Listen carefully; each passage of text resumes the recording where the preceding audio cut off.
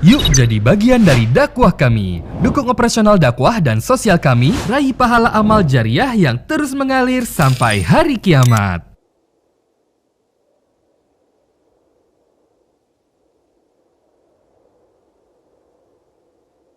Assalamualaikum warahmatullahi wabarakatuh. Alhamdulillah, kalimat suci, kalimat mulia yang selalu terucapkan dari lisan orang-orang beriman kepada satu-satunya pencipta segala sesuatunya, Allah subhanahu wa ta'ala, dengan penuh keyakinan bahwasanya kalimat ini adalah kalimat penghubung antara kita sebagai seorang hamba dengan sang pencipta Allah. Dan Allah yang maha besar, maha perkasa, maha mulia, maha suci, telah menjanjikan dengan benar-benar janjinya, siapa yang memujinya maka pasti akan ditambah nikmat. La in syakartum la azidannakum wa la in kafartum inna adzabi lasyadid. Kalau kalian bersyukur pasti aku akan tambah, dan kalau kalian kufur maka siksaku amat pedih.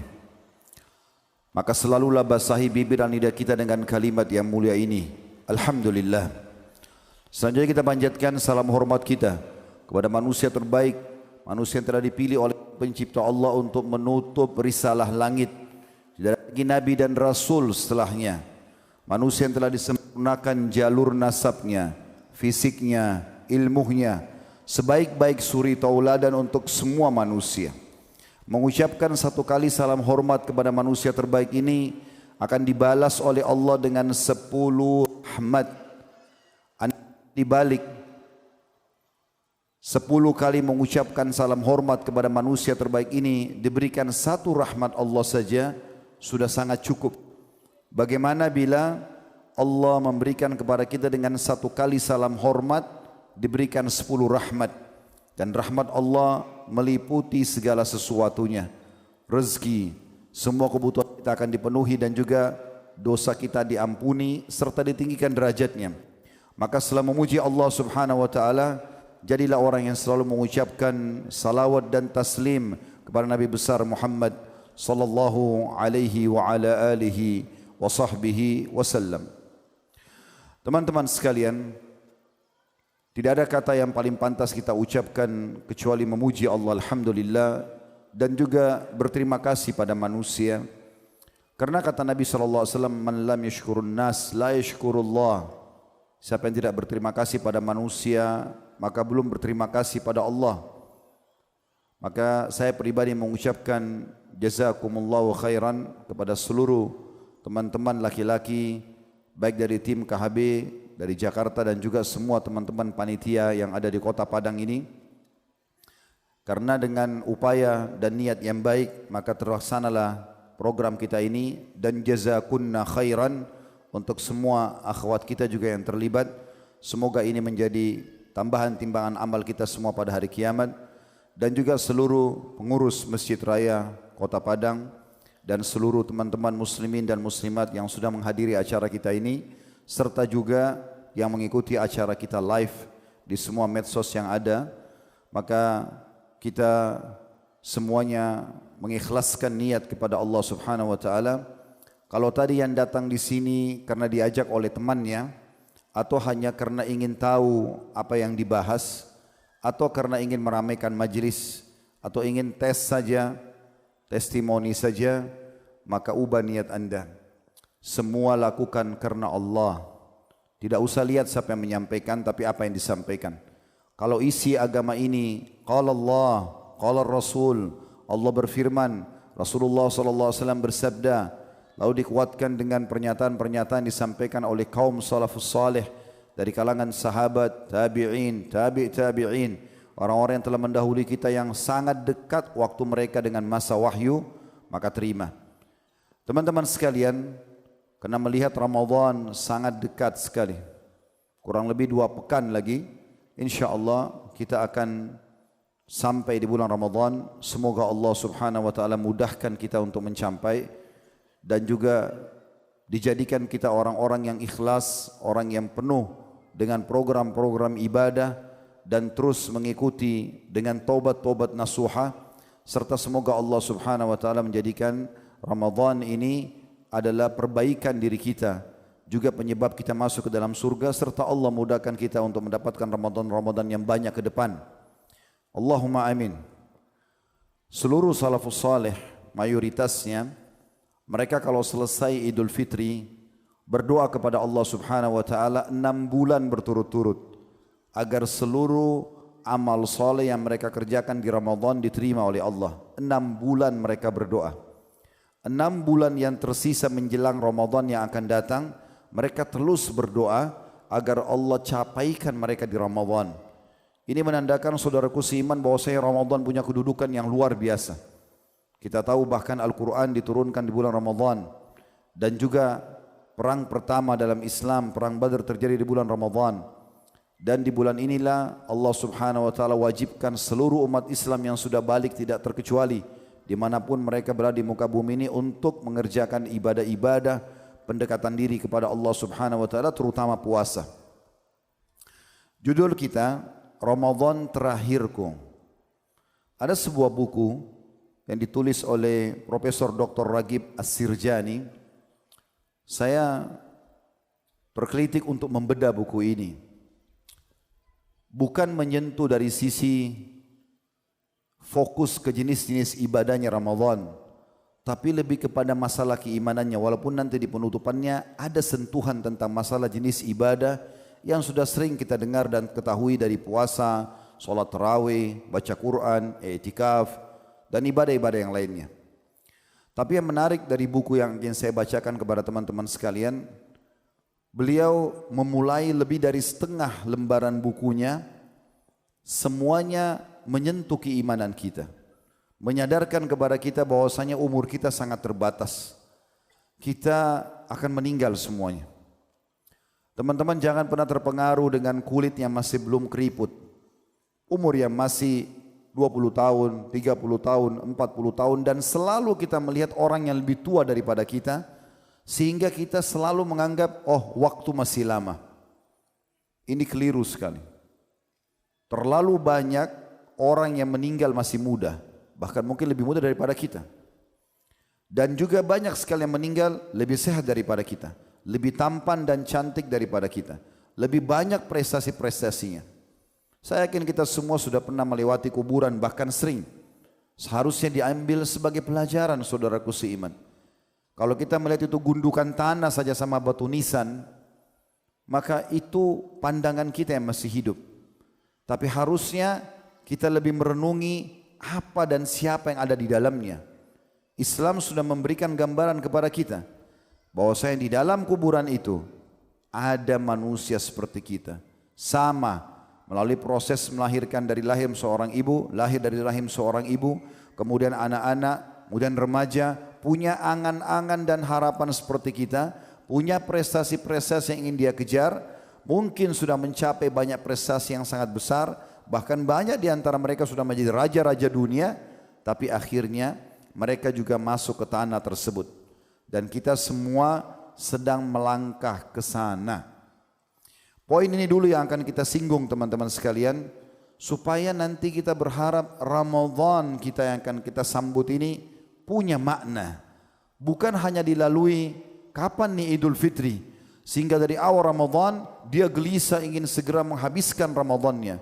Bukan sebaliknya, dia menikmati detik demi detik, menit demi menit, jam demi jam, agar dia bisa lebih mendekatkan diri kepada Allah Subhanahu wa taala. Saudaraku seiman, andai saja Allah menyampaikan kita semua satu hari saja, seperti sekarang misalnya, saat kita sedang hadir di masjid ini, tentu ini semua dengan izin Allah Subhanahu wa taala. Ini adalah hari emas kita semuanya. Besok kita tidak pernah tahu masih hidup atau tidak. Kalau kita masih hidup hari ini, detik ini, Anda masih bisa bernafas, bisa melihat, bisa mendengar, bisa berfikir, bisa merenungi, maka ini adalah hari emas kita. Kalau masa lalu kita berisikan amal-amal saleh, alhamdulillah, kita syukuri hari ini kita lakukan hal yang sama atau lebih bagus tingkatan kualitasnya. Kalau masa lalu kita penuh dengan dosa-dosa, saatnya kita bertaubat. Karena hari ini adalah hari emas. Dalam sebuah riwayat dijelaskan saudaraku seiman, di zaman Nabi SAW dulu ada orang yang meninggal mati syahid. Meninggal mati syahid. Pada saat orang ini meninggal mati syahid, disolati oleh Nabi SAW dan para sahabat. Ya. Maka pekan depannya, sepekan saja selisihnya, meninggallah sahabat dia yang sama umurnya. Dan bukan meninggal mati syahid. Dan bukan meninggal mati syahid. Maka Nabi SAW setelah mensolati jenazah yang kedua berkata, bagaimana menurut kalian tentang jenazah yang baru kita solati ini? Kata para sahabat, ya Rasulullah, semoga dia bisa mencapai derajat sahabatnya yang mati syahid pekan lalu. Kata Nabi SAW, sungguh orang yang baru kita solati jenazahnya ini jauh lebih tinggi derajatnya dibandingkan yang meninggal pekan lalu walaupun itu mati syahid. Karena dia sempat beribadah kepada Allah sepekan saja, lebih dari temannya. Dan pernah sekali saudaraku seiman, baginda Nabi SAW melewati sebuah kuburan. Lalu beliau berhenti sebentar, sejenak beliau mengatakan kepada para sahabat, siapa penghuni kuburan ini? Ada seseorang sahabat yang mengatakan Fulan bin Fulan. Tentu di riwayat tidak disebutkan namanya, cuma dikatakan Fulan bin Fulan.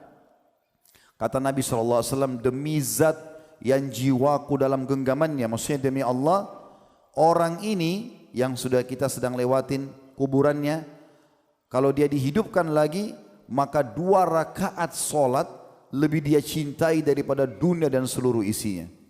Andai saya teman-teman kita wafat, kemudian Allah berikan kita kesempatan 5 menit saja hidup kembali, maka demi Allah kita tidak akan pernah mau kembali ke makanan kesukaan kita. Kita tidak akan cari minuman favorit kita. Kita tidak akan berusaha untuk mengulangi kembali meeting-meeting yang kita lakukan untuk mendapatkan proyek bisnis. Atau kembali ke kampus untuk mengejar sarjana kita. Atau kumpul dengan istri, suami, anak. Atau kumpul sama teman-teman. Atau apa saja. Bahkan mungkin kita tidak berharap menghirup lagi oksigen. Tapi kita berharap bisa sujud sekali kepada Allah Subhanahu wa ta'ala. Berzikir, membaca Al-Quran yang selama ini banyak dilalaikan. Saya akan bacakan apa yang ditulis oleh beliau.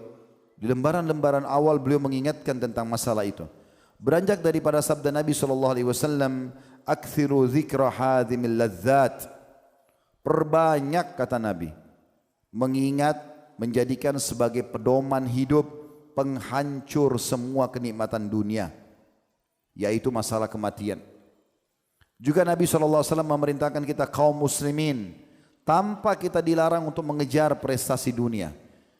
Nabi SAW tidak pernah melarang kita untuk pakai baju yang bagus, berpenampilan yang rapi, bersih. Kita makan yang enak, minum yang enak, punya pekerjaan-pekerjaan yang baik, mencukupi kebutuhan kita, mengharumkan nama kita, punya titel yang banyak. Tidak pernah dilarang, tapi bukan untuk menjadi target utama. Setiap muslim selalu berpikir ada sesuatu yang sangat besar di akhirat sana yang Allah janjikan. Kehidupan yang tidak akan pernah ada penyakit lagi. Tidak ada lagi kematian. Semua yang manusia khawatirkan di dunia, di surga sudah tidak ada lagi. Kata Nabi SAW, orang yang masuk surga tidak akan habis masa mudanya.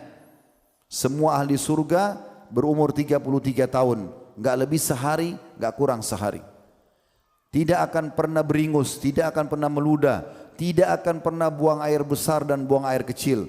Makanan dan minuman yang tidak dibutuhkan oleh tubuh mereka akan keluar dalam bentuk keringat yang lebih wangi dari bau kasturi. Kehidupan yang abadi selamanya. Itu yang merupakan target kita. Dalam hadis yang lain beliau mengangkat sabda Nabi SAW, yaitu hadis yang diriwayatkan oleh Imam Bukhari, kun fid dunya ka'annaka gharibun aw 'abiru sabil. Hai muslim, hai muslimah, jadikan dirimu di dunia ini seperti orang yang asing atau hanya lewat saja. Dalam riwayat yang lain kata Nabi SAW, ada apa aku dengan dunia? Dunia ini, aku ibaratnya di dunia ini seperti seorang musafir yang penat, capek, lalu mampir di bawah sebuah pohon, menghilangkan sejenak penat itu, lalu kemudian aku akan pergi. Abdullah bin Umar radhiyallahu anhu menanggapi sabda Nabi SAW ini lalu mengatakan dalam statement yang masyhur, "Idza amsayta fala tantadhirus sabah." Kalau kau tiba di sore hari kayak kita sekarang, jangan pernah tunggu besok pagi. Belum ada janji, belum ada jaminan kita masih bisa hidup. Wa idza asbahta fala tantadhiru masa. Kalau kau tiba besok pagi, jangan tunggu lagi sorenya. Kita ini teman-teman bukan ulang tahun seperti banyak orang melakukan dengan mengikuti acara-acara orang non-muslim merayakan ulang tahun. Kita ini ulang detik, bukan ulang tahun. Per detiknya kita ini dihitung. Bisa detik ini kita bernafas, 1 detik, 2 detik setelahnya kita meninggal. Apa jaminannya? Coba Anda melihat rumah sakit. Mana yang lebih banyak? Orang yang ada di dalam rumah sakit yang sedang dirawat atau orang yang lula lalang di pinggir jalan? Kita akan temukan lebih banyak orang yang lula lalang di pinggir jalan. Artinya lebih banyak orang yang meninggal tanpa sakit. Jadi kalau selalu mengkhayal nanti saya sakit, masuk ICU baru meninggal, itu keliru besar. Detik ini di ruangan ini kita bisa meninggal. Saya pun bisa meninggal. Mungkin di ujung masjid ini tiba-tiba ada malaikat Anda tidak lihat, saya yang saksikan, lalu dicabutlah roh saya. Apa yang orang akan katakan? Khalid Basalamah pernah ceramah, selesai. Habislah semua sejarah hidup saya dan saya akan mempertanggungjawabkan perbuatan dosa kalaupun ada, naudzubillah. Semoga Allah maafkan dan juga saya akan menikmati hasil amal saya. Anda akan dikenang berapa lama? Sehari, 2 hari, seminggu, 2 minggu, setahun, 10 tahun, habis itu selesai. Orang akan sibuk dengan alamnya sendiri. Ingat selalu sabda Nabi SAW. Kalau anak Adam meninggal dunia, maka akan ikut ke kuburan 3. Keluarganya, secinta-cintanya istri sama suami, suami pada istri, orang tua pada anak, anak pada orang tua, sahabat dengan sahabatnya, tetap akan pulang. Tidak akan nunggu di kuburan. Anda akan sendiri di situ nanti. Mereka cuma antar sebentar. Setelah itu kata Nabi SAW, hartanya, mobil kita semewah apapun, parkir paling jauh di pagar kuburan, tidak akan masuk ke liang lahat.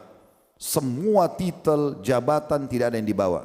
Lalu kata Nabi SAW, yang ketiga adalah amalnya. Dan amalnya ini akan tinggal. Salat, puasa, zikir, baca Quran, berdoa, semua ketaatan-ketaatan yang selama ini kita lalaikan, justru itu yang akan menemani kita pada hari kiamat. Atau maksud saya di alam barzah. Juga beliau mengangkat sabda Nabi SAW yang menganjurkan kita agar mengingat mati setiap 2 hari sekali. Bagaimana Nabi SAW bersabda dalam hadis Bukhari, "Ma haqqum ri'im muslimin lahu syai'un yusi fihi yabitu lailataini illa wa wasiyatu maktubatun indahu." Artinya, tidak sepatutnya seorang muslim itu memiliki sesuatu yang dijadikan wasiat. Utang dia, takut kalau dia meninggal tidak sempat dibayar. Ada orang yang pernah dia sakiti belum sempat dia minta maaf. Dia ingin menasihati istrinya, ibunya, tantenya, pamannya, ayahnya, anaknya, saudaranya. Semua apapun yang dia ingin wasiatkan. Kata Nabi SAW, tidak sepatutnya seorang muslim yang memiliki sesuatu yang dijadikan wasiat melebihi 2 malam. Kecuali wasiat itu sudah tertulis di sisinya. Wasiatkan. Taruh di bawah bantal Anda. Tulis di handphone, memo handphone Anda. Kita tidak pernah tahu kapan kita meninggal. Sehingga jangan sampai kita kena hadis Nabi SAW. Bahwasanya ruh orang mukmin tergantung antara langit dan bumi selama utangnya masih belum dibayar.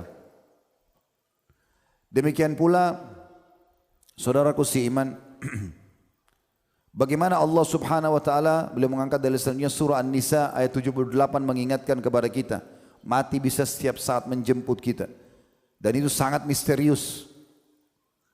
Bunyinya a'udzubillahi minasyaitonirrajim, aina ma takunu yudrikumul maut walau kuntum fi burujim musyayyadah. Dimanapun kalian berada, sembunyi dimanapun, tetap mati akan menjemput kalian walaupun kalian berada di satu bangunan yang sangat kokoh. Tidak bisa kita lari darinya. Pasti dia akan datang. Dan ada hadis Nabi SAW yang sahih juga luar biasa. Kata Nabi SAW, kalau Allah ingin merenggut nyawa seorang hamba di satu tempat, Allah buat dia punya hajat di situ. Allah buat dia punya hajat. maka dia ingin bisnis ke sana, ingin ketemu orang, dia pun pergi ke sana, lalu direngutlah nyawanya di sana. Abu Darda radhiyallahu anhu berkata, ada sosok yang selalu membuatku heran dan tertawa, yaitu orang yang sibuk mengejar dunia, sementara kematian selalu siap menghampirinya. Ia lalai, namun sungguh kematian tidak pernah lalai terhadapnya. Ia tertawa sambil mengisi perutnya melalui mulutnya, tetapi ia tidak tahu apakah itu perbuatan yang diridhai oleh Allah atau justru membuat Allah murka. Abu Darda melihat semua ini dengan mata hatinya, dan ini diriwayatkan oleh Imam Bukhari. Bagaimana beliau coba menyadarkan diri beliau dan juga orang-orang yang tersampaikan padanya pesan ini. Banyak orang begitu, terus sibuk dari program ke program tanpa dia sadari atau dia mau sadari kematian bisa datang setiap saat pada dia. Demikian pula diangkat Abu Hurairah radhiyallahu anhu. Beliau pernah melihat jenazah, lalu beliau mengatakan sambil menangis, lanjutkan perjalanan kalian, sungguh kami pasti akan menyusul. Bagaimana para sahabat teman-teman sekalian tidak mau sampai luput amal soleh mereka. Abi Dzar Al-Ghifari radhiyallahu anhu, beliau pada saat ikut perang Tabuk, kudanya sempat tidak mau jalan. Maka beliau tidak berhenti melanjutkan perang dan jihad bersama Nabi SAW. Beliau melepaskan kudanya, lalu beliau jalan dengan ribuan atau ratusan mil menuju ke perang Tabuk, jalan kaki dan juga pulang dengan jalan kaki, karena tidak mau kehilangan peluang amal saleh. Hasan Basri berkata rahimahullah, kematian itu bila difikirkan, disadari, akan menyingkap kejelekan dunia ini. Tidak sedikit pun dunia menyisakan kebahagiaan bagi orang yang berakal. Bagaimana Makhul rahimahullah, seorang salafus saleh yang saleh, dia pada saat melihat jenazah dia mengatakan, lanjutkan, bawa jenazah ini segera. Sungguh kami pun sedang berjalan menyusul jenazah ini. Sebuah nasihat yang sangat mengena lagi singkat. Maksudnya kalau jenazah sedang lewat, ini sebuah nasihat yang singkat tapi harusnya mengena. Lihat bagaimana pekahnya mereka. Kita sudah berapa kali teman-teman lihat jenazah tapi tidak pernah peduli dengan masalah itu. Bahkan kadang-kadang ada seseorang di antara kita naik kendaraan bersama temannya, motor atau mobil, kecelakaan, temannya mati depan mata dia, dia masih selamat, tidak juga membuatnya sadar. Seakan-akan dia cuma mengatakan syukur saya tidak mati bersama teman. Padahal setiap saat bisa terjadi pada dia. Allah memberikan dia selamat sebenarnya supaya dia masih punya waktu untuk taubat. Pada saat terjadi tsunami dan longsor besar di beberapa wilayah di Indonesia, saya sempat lihat cuplikan, ada beberapa orang mengambil cuplikan pendek dari masyarakat yang sempat selamat. Ada satu anak muda dengan polosnya dia ceritakan, dikatakan apa yang terjadi di sini. Dia bilang tiba-tiba bumi bergerak, semua bangunan seperti disedot masuk ke dalam bumi itu. Lalu dia gambarkan rumah-rumah ini seperti berputar dan tenggelam. Orang-orang yang masih dalamnya tidak sempat keluar, lalu masuk ke dalam. Dan hampir semua orang tidak bisa lolos. Bukan cuma manusia, bukan cuma rumah mereka, hewan-hewan juga semua tersedot. Lalu kemudian setelah mereka tertimbun ke tanah dan wafat manusia-manusia tersebut, seperti dimuntahkan kembali oleh bumi dan keluar. Tapi anak muda ini hanya menceritakan, dan dia mengatakan waktu itu saya termasuk dengan beberapa teman-teman saya yang sempat menginjak pijakan-pijakan tanah dan sempat lolos. Tapi dia cuma bahasakan itu. Dia tidak coba ambil pelajaran bagaimana kalau tiba-tiba dia lagi ngomong ini lalu berputar tanah itu, menyedot juga dia. Saudaraku seiman, Makhul mengatakan, saya ulangi lagi, lanjutkan jenazah ini. Sungguh kami pun sedang berjalan menyusul. Sebuah nasihat yang sangat mengena kalau lihat jenazah ini. Lagi singkat. Sementara kelalaian yang sangat buruk telah menimpa. Maksudnya selalu saja jiwa ini ingin lalai, malas ibadah. Orang yang pertama yang jadi jenazah sudah pergi. Namun sayangnya orang yang datang setelahnya tidak mengambil pelajaran. Sayang sekali. Rabi' ibn Husaim rahimahullah, beliau mengatakan, tidak sesuatu yang terbaik dan gaib. Tidak ada sesuatu yang paling baik dan dia dalam kondisi gaib, tidak nampak. Yang sedang dinanti-nanti oleh seorang yang beriman lebih baik daripada kematian. Lalu kemudian dia pun menggali liang lahat di belakang rumahnya dan hampir setiap malam dia tidur di situ sejenak agar dia tidak pernah lalai dari amal saleh. Lalu dia mengatakan, apabila hatiku tidak mengingat kematian sesaat saja, maka aku yakin rusaklah hatiku ini. Muhammad bin Wasi' rahimahullah, beliau mengatakan waktu ditanya bagaimana kabar anda pagi ini, maka dia mengatakan, bagaimana menurutmu kabar seseorang yang berjalan langkah demi langkah setiap hari menuju ke akhirat. Begitulah mereka teman-teman sekalian, para kaum salafus saleh. Terus mereka jadikan kematian sebagai setir kehidupannya. Selalu dia sadari fakta ini akan datang kepada dia, sehingga dia selalu punya persiapan. Umar bin Abdul Aziz mengatakan, jadi ini biasa mereka kalau kumpul, mereka bukan lagi teman-teman gosipin orang, sibuk membicarakan urusan dunia. Umumnya para salafus saleh kalau urusan dunia aja dia selesaikan. Tapi kalau sudah kumpul sama sahabat-sahabatnya, yang dibicarakan masalah kematian. Dikatakan dalam beberapa riwayat tentang Umar bin Abdul Aziz rahimahullah, beliau seringkali berkumpul dengan para ahli fikih dan mereka selalu saling mengingatkan kematian sampai akhirnya mereka menangis semuanya seakan-akan di depan mereka ada jenazah. Demikian pula Al-A'mash rahimahullah. Al-A'mash salah satu guru Imam Bukhari yang kesekian gitu dalam sanadnya. Beliau mengatakan, kita pernah menghadiri proses pemakaman dan kami tidak mengetahui siapa sebenarnya keluarga yang ditinggal oleh mayit karena saking sedihnya seluruh manusia pada saat itu. Mereka menangis melihat kuburan, mereka menangis melihat jenazah, bukan karena sedih ditinggal oleh orang tersebut. Mereka membayangkan dirinya bagaimana kalau jadi jenazah. Dan ini terjadi dalam riwayat Bukhari juga. Baginda Nabi SAW pernah melihat ada jenazah sahabat lagi akan diturunkan di kuburan. Lalu kemudian beliau datang mendekat. Waktu Nabi SAW lihat liang lahat itu, tiba-tiba beliau duduk di atas lutut beliau sambil beliau menangis terisak-isak, meneteskan air mata, membasahi jenggot beliau dan sampai menetes ke tanah. Lalu beliau mengatakan, untuk tempat seperti inilah kita harus punya persiapan.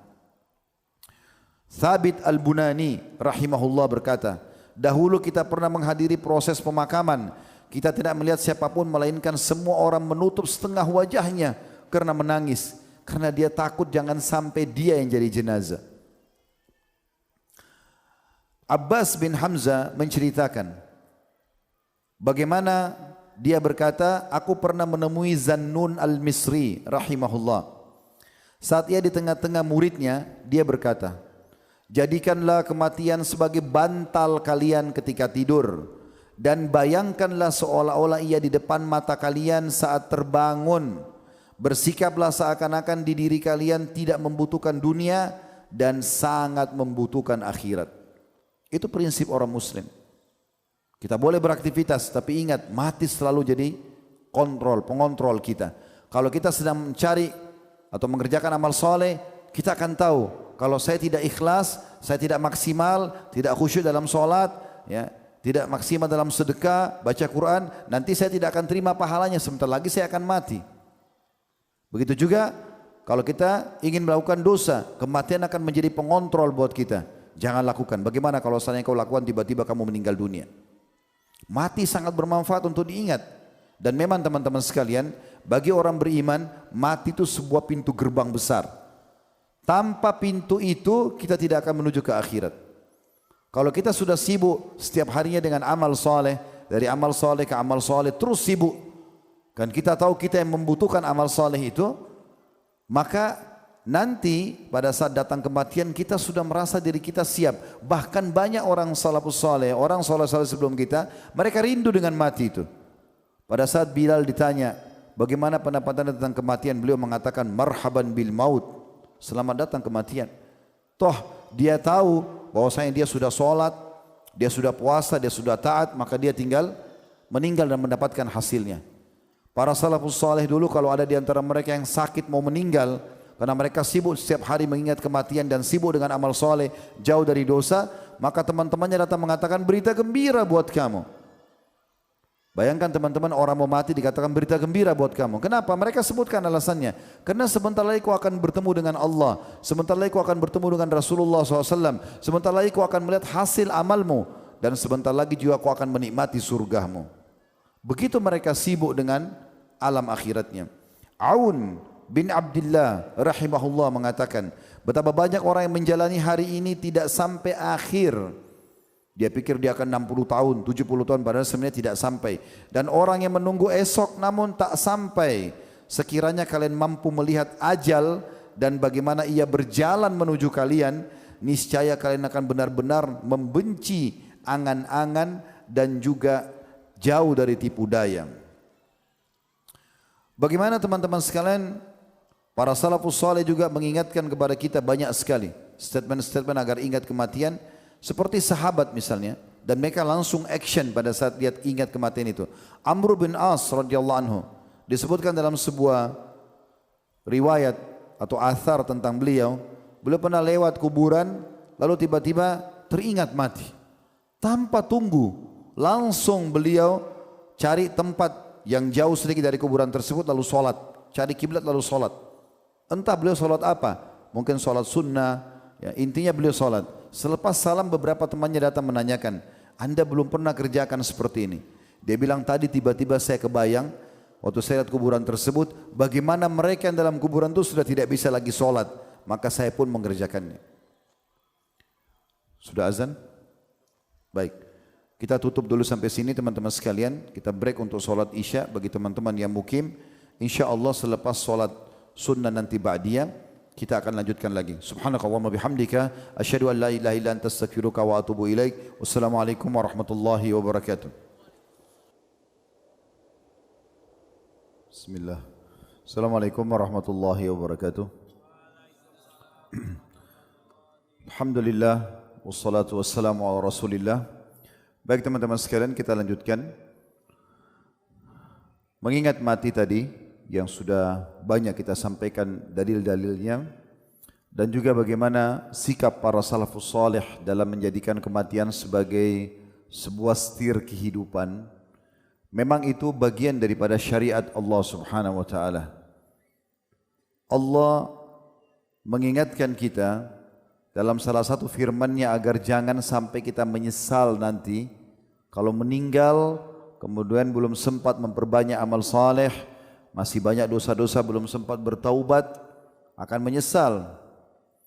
Allah menyebutkan dalam Al-Quran, dalam surah Al-Mu'minun, ayat 99 sampai ayat 100. Ini umumnya Allah buka kepada kita pernyataan dan perkataan orang-orang yang sedikit sekali amalnya atau banyak dosanya. Terlebih lagi kalau sudah sampai orang kafir. A'udzu billahi minasyaitonir rajim. Al-Mu'minun ayat 99 sampai 100. Hatta idza jaa ahadahumul maut qala rabbirji'un la'alli a'malu salihan fima taraktu kalla innaha kalimatun huwa qailuha wa min waraihim barzakhun ila yaumi yub'atsun. Artinya, demikianlah keadaan orang-orang kafir itu hingga apabila datang kematian kepada mereka, maka dia akan berkata, ya Tuhanku, kembalikanlah aku ke dunia agar aku berbuat amal saleh terhadap apa yang telah aku tinggalkan. Sekali-kali tidak akan pernah. Sesungguhnya itu hanya perkataan yang diungkapkan saja. Dan di hadapan mereka ada dinding atau barzakh di kuburan sampai hari mereka akan dibangkitkan nanti. Kita memang umat Islam, umat yang cinta dengan kematian, umat yang selalu merindukan akhirat. Kalau ada di antara kita yang hadir sini belum berpikir seperti itu, harus mengoreksi dirinya. Kapan kita tidak pernah berpikir akhirat, tidak pernah berharap mati supaya bisa menerima hasil daripada amal soleh kita, meraih apa yang Allah janji surga yang mulia dengan berbagai macam fasilitasnya, maka ini ada keraguan dalam keimanannya. Makanya Khalid bin Walid radhiyallahu anhu pada saat membawa pasukan muslimin ke depan Hurmuz, pimpinan perang pasukan perang Persia, dia mengatakan, aku membawa kepadamu orang-orang yang mencintai kematian sebagaimana kamu dan pasukanmu mencintai kehidupan. Setiap orang beriman pada saat masuk ke kancah jihad yang dikejar adalah mati. Dan mereka sedih kalau pulang tidak meninggal. Kalau mereka pulang bawa kemenangan itu nomor 2, tapi nomor 1-nya bagaimana mereka mati. Ini memang tujuan syariat teman-teman sekalian. Orang yang menjadikan mati sebagai pegangan hidupnya, dia akan terus terawasi. Sekarang kita masuk dalam sambutan Ramadan. Judul ceramah kita, Ramadan terakhirku. Mungkin benar. Siapa tahu memang ini Ramadan terakhir kita. Bukan berdoa kepada Allah. Tapi kalau Ramadan ini Anda bisa dapatkan, Ramadan depan mungkin Ramadan terakhir. Kalau masih dapat, Ramadan setelahnya Ramadan terakhir, dan pasti akan ada ujungnya. Semua aktivitas kita dalam keseharian saudaraku seiman, seperti tadi pagi Anda bangun, kemudian mulai beraktivitas umumnya. Kalau dia rajin sholat, dia sholat subuh misalnya, kemudian dia sarapan, mulai dia aktivitas yang bekerja, yang masak, yang segala macam. Kemudian sampai siang, kemudian sore, malam seperti ini, lalu sebentar kita tidur. Ini akan ada akhirnya. Enggak selamanya begini. Jangan terus lalai ini. Saya datang dari Jakarta teman-teman di sini, duduk di masjid di depan Anda ini bukan untuk meramaikan majelis. Kita tes-tes saja nih, kita seremoni saja, tidak. Saya sudah bilang tadi di awal materi kita, jangan lihat yang berbicara, tapi apa yang disampaikan. Allah yang menggerakkan kaki-kaki Anda semua hadir malam ini di sini. Allah juga yang menggerakkan saya untuk datang dari Jakarta. Saya tidak pernah berpikir untuk mengatur jadwal ini jauh sebelumnya. Ini tiba-tiba saja. Tadinya kami ada pelatihan untuk teman-teman mahasiswa di kampus Universitas Putra Bangsa, ya, atau Putra Indonesia, maaf, hanya untuk mahasiswa. Tapi saya tiba-tiba bilang sama panitia, kalau saya selesai hari Kamis tadi malam, lalu saya pulang ke Jakarta hari ini, saya berangkat, mungkin saya tidak sholat Jumat nanti. Musafir boleh sholat duhur asar. Udah sekalian aja, coba diminta jadwal, mungkin pemerintah kita izinkan, mungkin masjid raya bisa, ayo kita khutbah Jumat, sekaligus kita coba pengajian. Tiba-tiba saja, seperti Allah sudah mengatur semua teman-teman sekalian. Beruntung sekali saya dan Anda ini, saya terutama, kalau mengambil pelajaran apa yang kita sampaikan. Jangan selalu dibisikin syaitan lagi dengar ceramah, oh mati, saya udah tahu. Bukan itu. Sadarkan diri kita, kalau kita masih belum tersentuh, berdoa kepada Allah SWT di tempat yang mulia ini, di masjid ini berdoa, ya Allah, kenapa hati hamba belum tersentuh? Kalau sudah tersentuh, ya Allah, buat hamba jadikan kematian ini benar-benar sebagai ajang untuk hamba rajin beribadah kepadamu, bertobat dari dosa-dosamu. Itu harus dilakukan. Penting sekali teman-teman sekalian untuk difahami masalah ini. Kemudian penulis di sini, saya sudah sebutkan yang namanya Profesor Dr. Ragib As-Sirjani dalam buku beliau Ramadan terakhir, boleh mulai masuk. Coba bayangkan kalau Ramadan ini adalah Ramadan terakhir kita. Dimulai dari sholat 5 waktu. Coba introspeksi diri. Selama ini masjid banyak sekali di negara kita ini. Apalagi di kota-kota kayak begini yang mayoritas muslim, Masya Allah. Masjid di mana-mana. Azan didengar di mana-mana. Allah sudah pernah mengizinkan saya menginjakkan kaki di beberapa negara teman-teman. Di Australia misalnya waktu orang-orang kita undang, tidak terdengar suara mikrofon, tidak ada suara azan. Jadi orang selalu lihat waktu, baru kemudian mereka ke masjid. Suaranya cuma di dalam masjid. Dekat-dekat sini saja, di Singapura misalnya, tidak bisa Anda dengarkan azan. Syukur kita ada di Indonesia, negara yang tercinta ini, yang kadang-kadang ada di antara masyarakat yang selalu cari kesalahan negara kita saja, kesalahan pemimpin kita saja, kekurangannya yang dilihat. Akhi dan ukhti, kita masih Masya Allah mayoritas muslim, masjid bisa sholat, kita masih bisa puasa, kita masih bisa ibadah. Yang kurangnya doakan agar Allah sempurnakan, yang salahnya doakan supaya Allah ingatkan mereka, supaya kita dapat pahala. Jangan selalu ribut cari kesalahan dan kekurangan saja, akhirnya kita juga melupakan kesalahan kita. Mulai dari sholat, kalau Anda mau perbaikin apapun sifatnya dalam kehidupan kita, mulai dari sholat. Satu-satunya ibadah yang Nabi Muhammad SAW terima di langit, yang lain semua di bumi.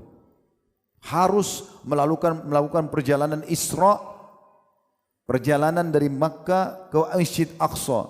Zaman itu orang tunggangi kuda tercepat dengan laki-laki terkuat 1 bulan pergi 1 bulan pulang. Tapi dengan hikmah Allah, Allah berikan borak kuda bersayap bisa terbang semalam pulang pergi. Mi'raj ke langit yang luar biasa jauhnya. Allah menyebutkan tentang perjalanan itu 50.000 tahun itu. Jauh sekali. Langit 7 lapis langit lagi. Menembus semuanya lalu menerima perintah solat. Kembali dan kita diperintahkan. Dan solat ini teman-teman sekalian ringan sekali. Ini absensi. Melapor kepada Allah. Subuh, duhur, asar, maghrib, isya. Selalu muadzin kumandankan. Mau orang Melayu, mau orang Arab, mau orang Eropa bule, mau orang hitam di Afrika. Sama. Hayya ala salah. Ayo salat. Bukan muadzin yang panggil kita. Allah yang panggil itu. Hayya alal falah. Kalau kamu salat kau akan beruntung dan menang. 1 hari 5 kali dipanggil. Dan banyak keutamaannya. Siapa yang bersuci di rumahnya kata Nabi SAW disebutkan oleh Al-Mundhir dalam kitab Targhib Tarhib. Disahihkan oleh Syekh Albani yang mendengarkan azan. Kemudian dia wudu. Dia baguskan wudunya. Dia ke masjid. Dia tidak melakukan solat kecuali ikhlas karena Allah. Tidak ada indikasi lain. Kecuali dia pulang seperti baru dilahirkan oleh ibunya. Bersih dosanya. Sehari bisa 5 kali kita dapatkan itu. Setiap langkah ke masjid 1 pahala. 1 langkah yang lain pengampunan dosa. Juga diangkat 1 derajat. Kalau dari rumah kita ke musola atau masjid dekat rumah 50 langkah. 1 solat subuh misalnya. Itu kita pergi 50 langkah. Pulang 50 langkah berarti 100 langkah. Karena pulang pergi dihitung sama pahalanya. Kali 5. 50 langkah, 100 langkah 1 solat kali 5, 500 langkah, 500 pahala dari langkah kaki saja, 500 dosa dimaafkan, 500 derajat ditinggikan. Kenapa enggak mau solat ini? Kenapa enggak mau ke masjid? Kenapa enggak ramaikan masjid? Kalau anda yang belum mencobanya, coba, apalagi momentum Ramadan. Kalau Ramadan saja bulan yang 1 dunia ini, semua umat Islam sibuk beribadah, anda juga tidak baik, lalu kapan mau baiknya? Kapan kira-kira mau baik? Dan apa jaminannya Ramadan akan datang kita masih hidup, kita tidak tahu. Mungkin anda yang hadir sini mengatakan, oh Ustadz bahas masalah orang yang belum ke masjid. Saya sudah ke masjid. Yang sudah ke masjid juga, jadikan bahan introspeksi diri. Selama ini sudah jalankan belum hadis Nabi SAW, siapa yang tidak ketinggalan takbiratul ihram imam 40 hari. Subuh, duhur, asar, maghrib, isya, imam Allahu Akbar, dia Allahu Akbar. Enggak pernah masbuk 40 hari. Maka Allah akan selamatkan dia dari 2 masalah. Diselamatkan dari neraka dan diselamatkan dari kemunafikan. Sudah belum ini? Coba programin. Minimal sekali seumur hidup coba. 40 hari non-stop. Imam Allahu Akbar, Allahu Akbar di belakangnya. Dan laki-laki saf pertama. Tidak mungkin dapat saf pertama kalau anda telat datangnya. Setiap waktu masuk sholat, sebelum azan, anggap itu sesuatu yang paling penting dalam hidup anda. Semua tinggalkan. Azan anda sudah di masjid. Bukan tunggu azan selesai baru ke masjid. Supaya anda dapat sholat qabliyah, doa di antara azan yang mustajab. Saya mau begini teman-teman. Coba kalau gubernur kita atau wali kota misalnya mengatakan kepada anda, siapa yang datang, saya buka kantor saya 15 menit atau setengah jam waktu. Yang datang di waktu itu misalnya jam 12 sampai jam 12.30, apa saja yang dia minta saya akan mudahkan urusannya. Mungkin ada yang mau supaya tanahnya dibebasin, dinaikkan jabatannya atau apa saja. Saya yakin akan antri. Itu manusia saudaraku. Sang pencipta Allah, pencipta langit dan bumi ini mengatakan melalui lisan Nabi Muhammad SAW, antara azan dan iqamat tidak ditolak doa. 5 menit ini. Kenapa masih sibuk dengan handphone, masih sibuk ngobrol sama teman, baru mau wudu?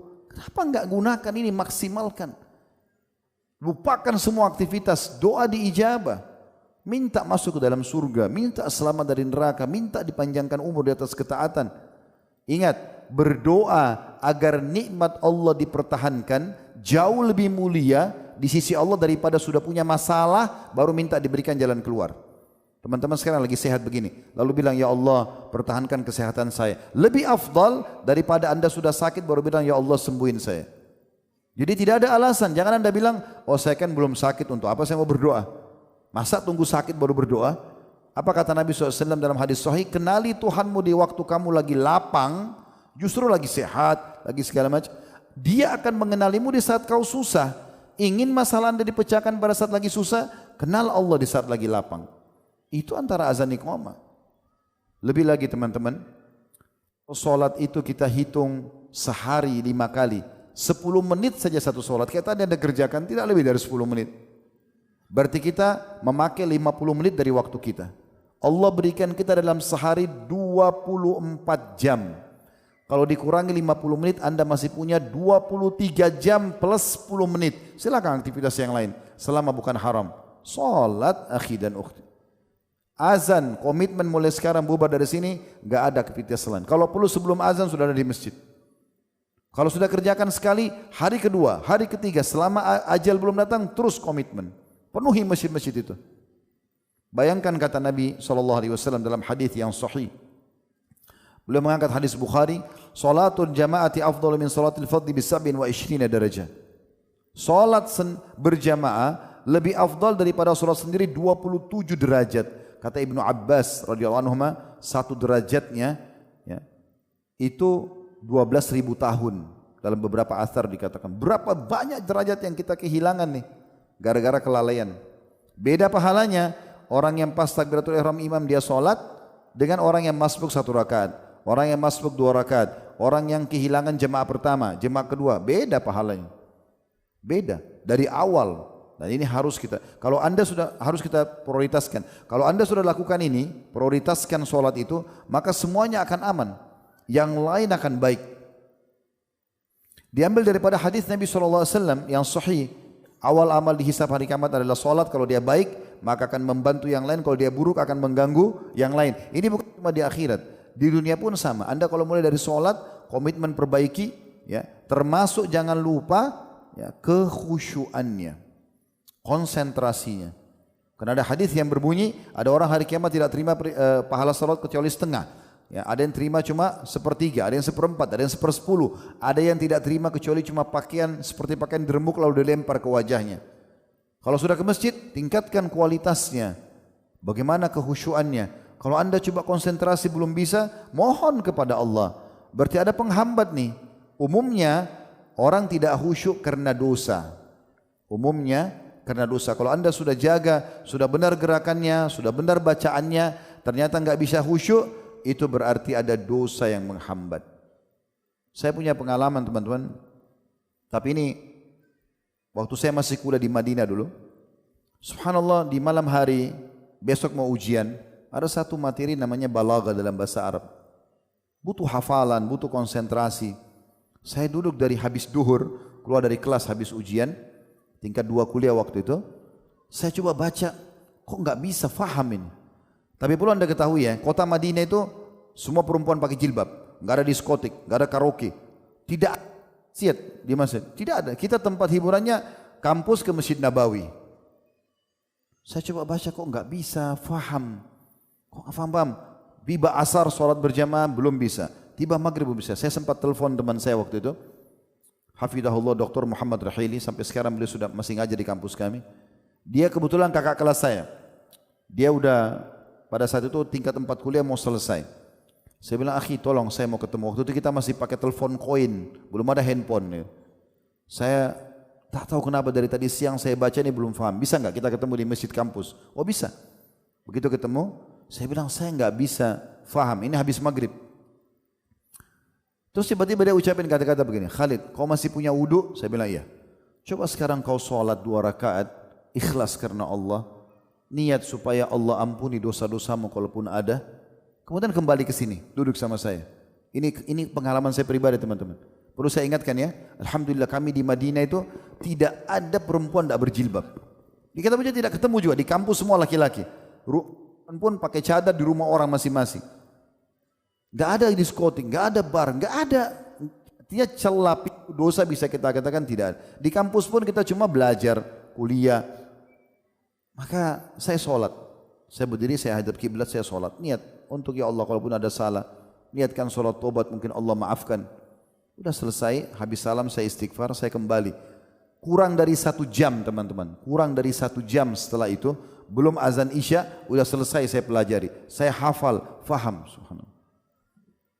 Subhanallah, dosa itu menghambat. Tapi sholat luar biasa membantunya. Dan banyak hal-hal yang seperti ini terjadi. Maka jaga teman-teman sekalian. Kalaupun kurang khusyuk itu berarti disebabkan karena dosa-dosa kita. Jaga kualitasnya. Jangan buka pintu-pintu dosa. Maka Ramadan ini kita bisa jadikan sebagai momentum untuk memperbaiki sholat kita. Tentu tidak harus tunggu nanti awal Ramadan. Bubar dari sini Anda sudah bisa coba praktekin itu. Kemudian beliau mengangkat perbuatan yang kedua, masalah puasa secara umum. Ya. Karena puasa bagian daripada perintah Allah SWT di bulan Ramadan. Cuma berapa banyak orang di antara kita teman-teman puasa yang dari sahur sampai buka puasa padat ibadah. Berapa banyak orang di antara kita seperti ini. Kebanyakan kita subhanallah bahkan ada yang penuh dengan kelalaian. Di Ramadan, di bulan puasa hanya lapar dan haus saja. Hanya lapar dan haus. Dia cuma dapat itu. Kenapa?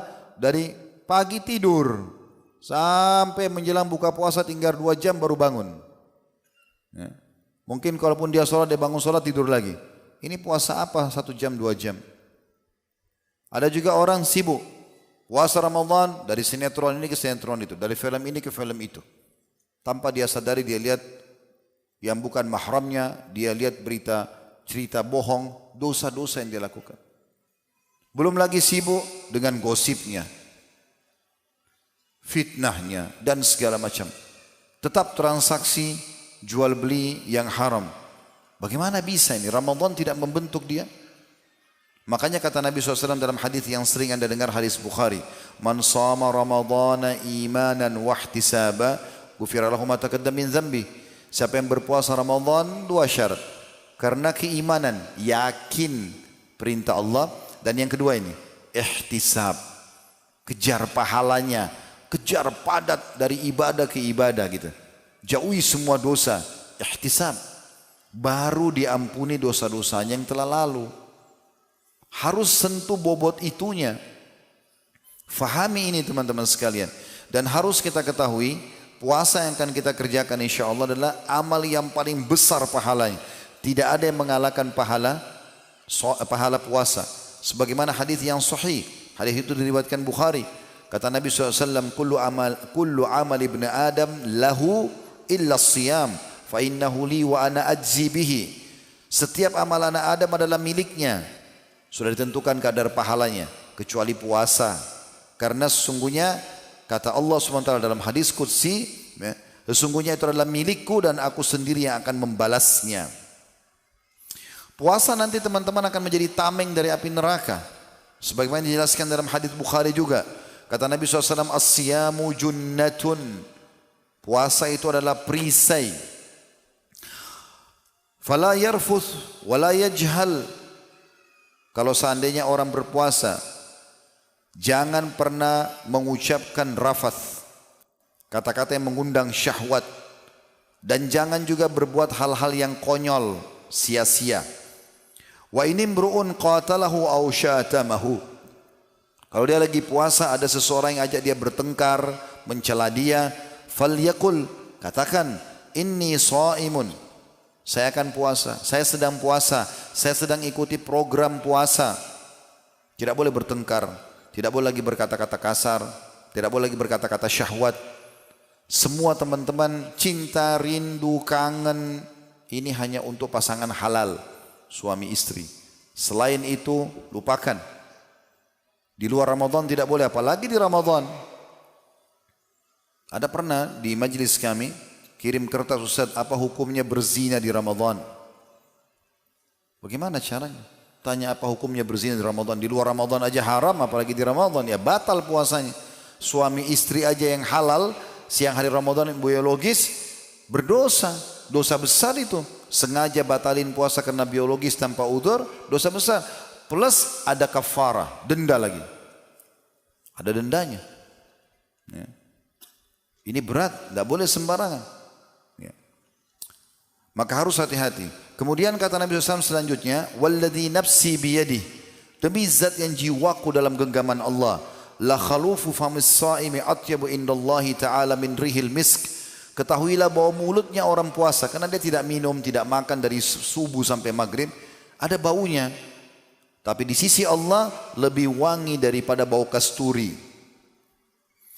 Yatruku ta'amahu wa syarabahu wa syahwatahu min ajli. Kata Allah SWT, dia meninggalkan makanannya, minumannya, syahwatnya karena aku. Jadi bukan karena gak enak sama teman, gak enak sama orang tua, gak enak sama lingkungan, gak enak sama atasan. Karena Allah, as-siyamu li, kata Allah, puasa itu milikku secara khusus. Wa ana ajzi bihi, dan aku akan balas langsung. Wal hasanatu bi asyri amthaliha, dan pahala akan dibalas 10 kali lipat. Coba teman-teman sekalian, Ramadan yang akan datang ini jadikan coba lebih baik daripada Ramadan yang sebelumnya. Kalau kemarin Ramadan Anda cuma dengarkan majelis ilmu sekali misalnya, coba sekarang lebih banyak waktunya. Mungkin Ramadan yang kemarin Anda cuma mengkhatam Al-Quran 1 kali. Mungkin sekarang ditingkatkan kualitasnya. Harusnya begitu. Selalu kita tingkatkan lebih baik dari yang lainnya. Kemudian teman-teman sekalian, ada ancaman kalau sampai orang tetap berlakukan maksiat. Di antaranya bohong misalnya. Batal puasanya itu. Kata Nabi SAW di dalam hadis yang sahih, "Man lam yada' qawla zuri wal amala bihi falaysa lillahi hajatun fi an yada'a ta'amahu wa syarabahu."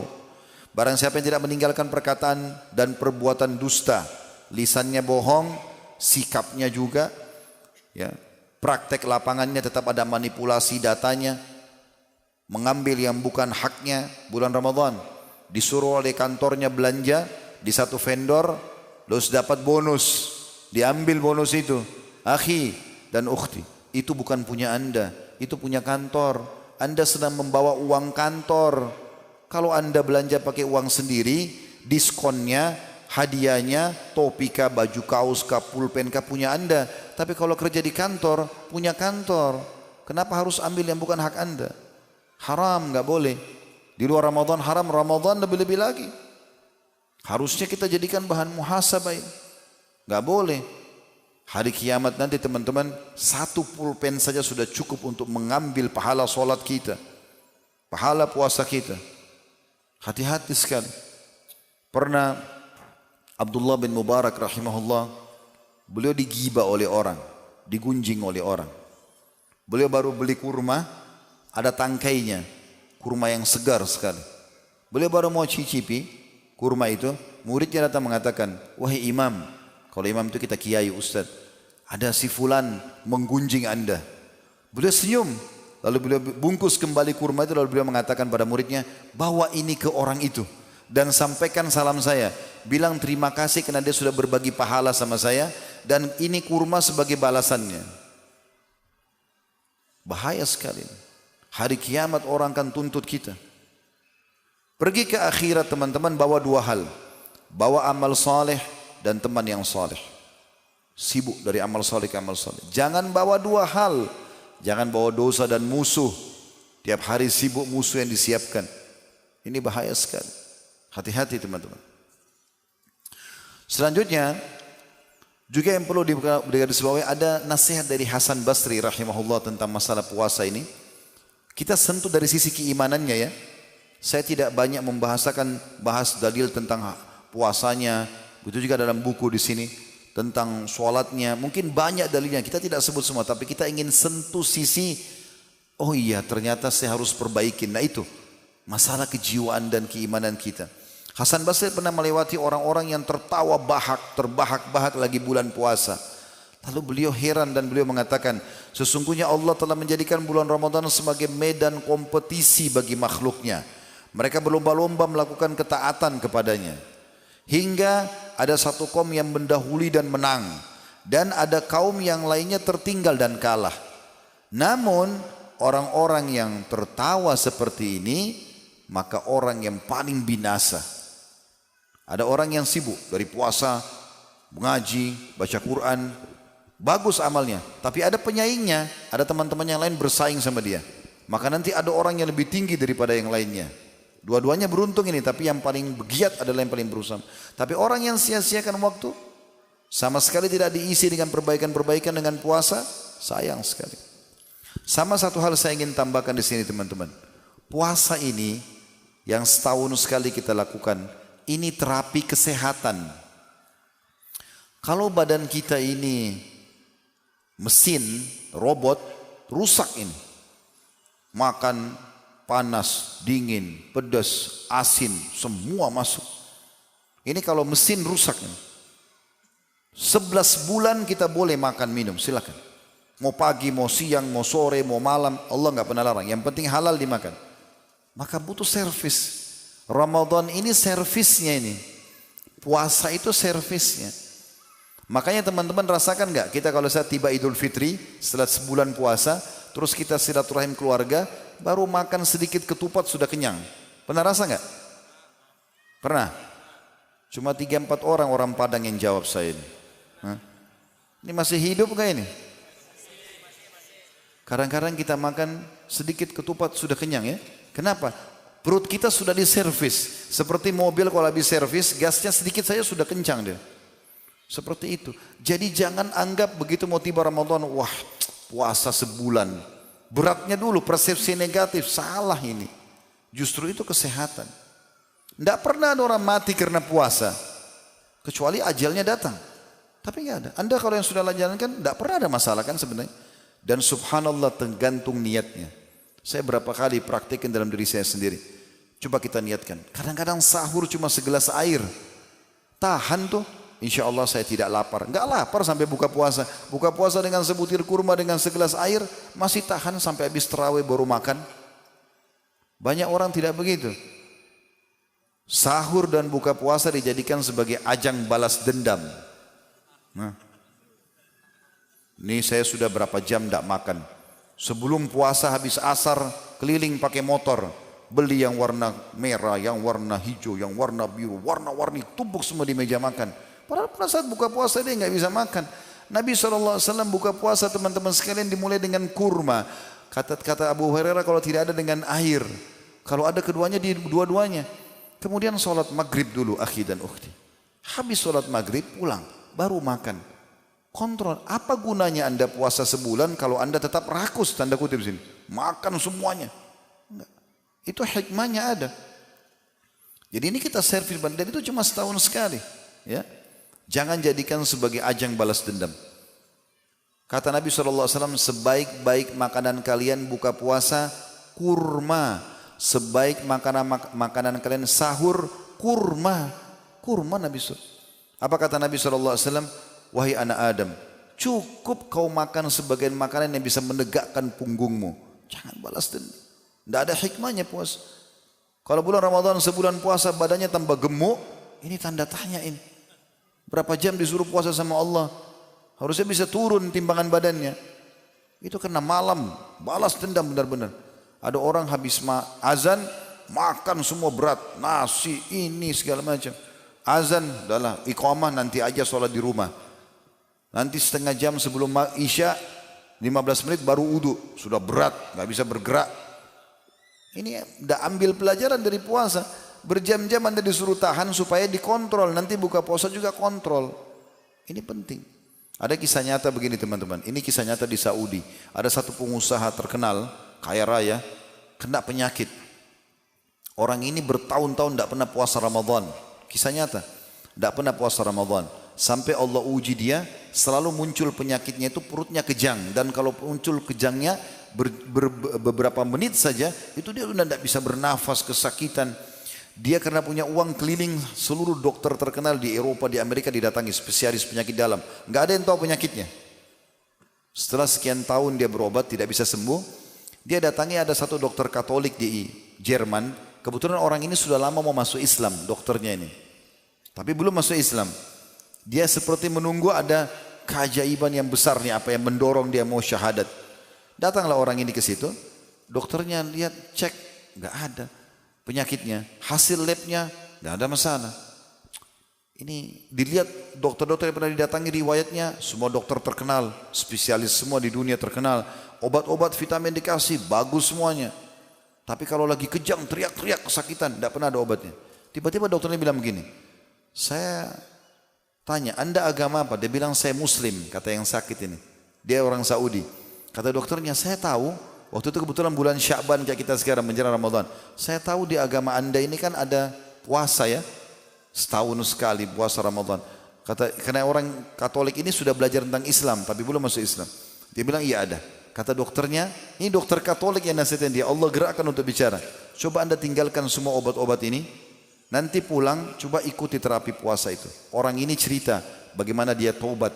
Dia bilang begitu saya pulang, saya niat karena sudah mentok semua dokter nggak ada yang bisa obatin saya. Saya niat mungkin ini kesalahan saya tobat ya Allah, mulai sekarang saya mau puasa. Belum tiba Ramadan, sudah nggak kambuh penyakitnya. Begitu tiba Ramadan, sebulan penuh nggak pernah kambuh. Setelah Idul Fitri, dia kembali ke dokternya, dia ucapkan terima kasih.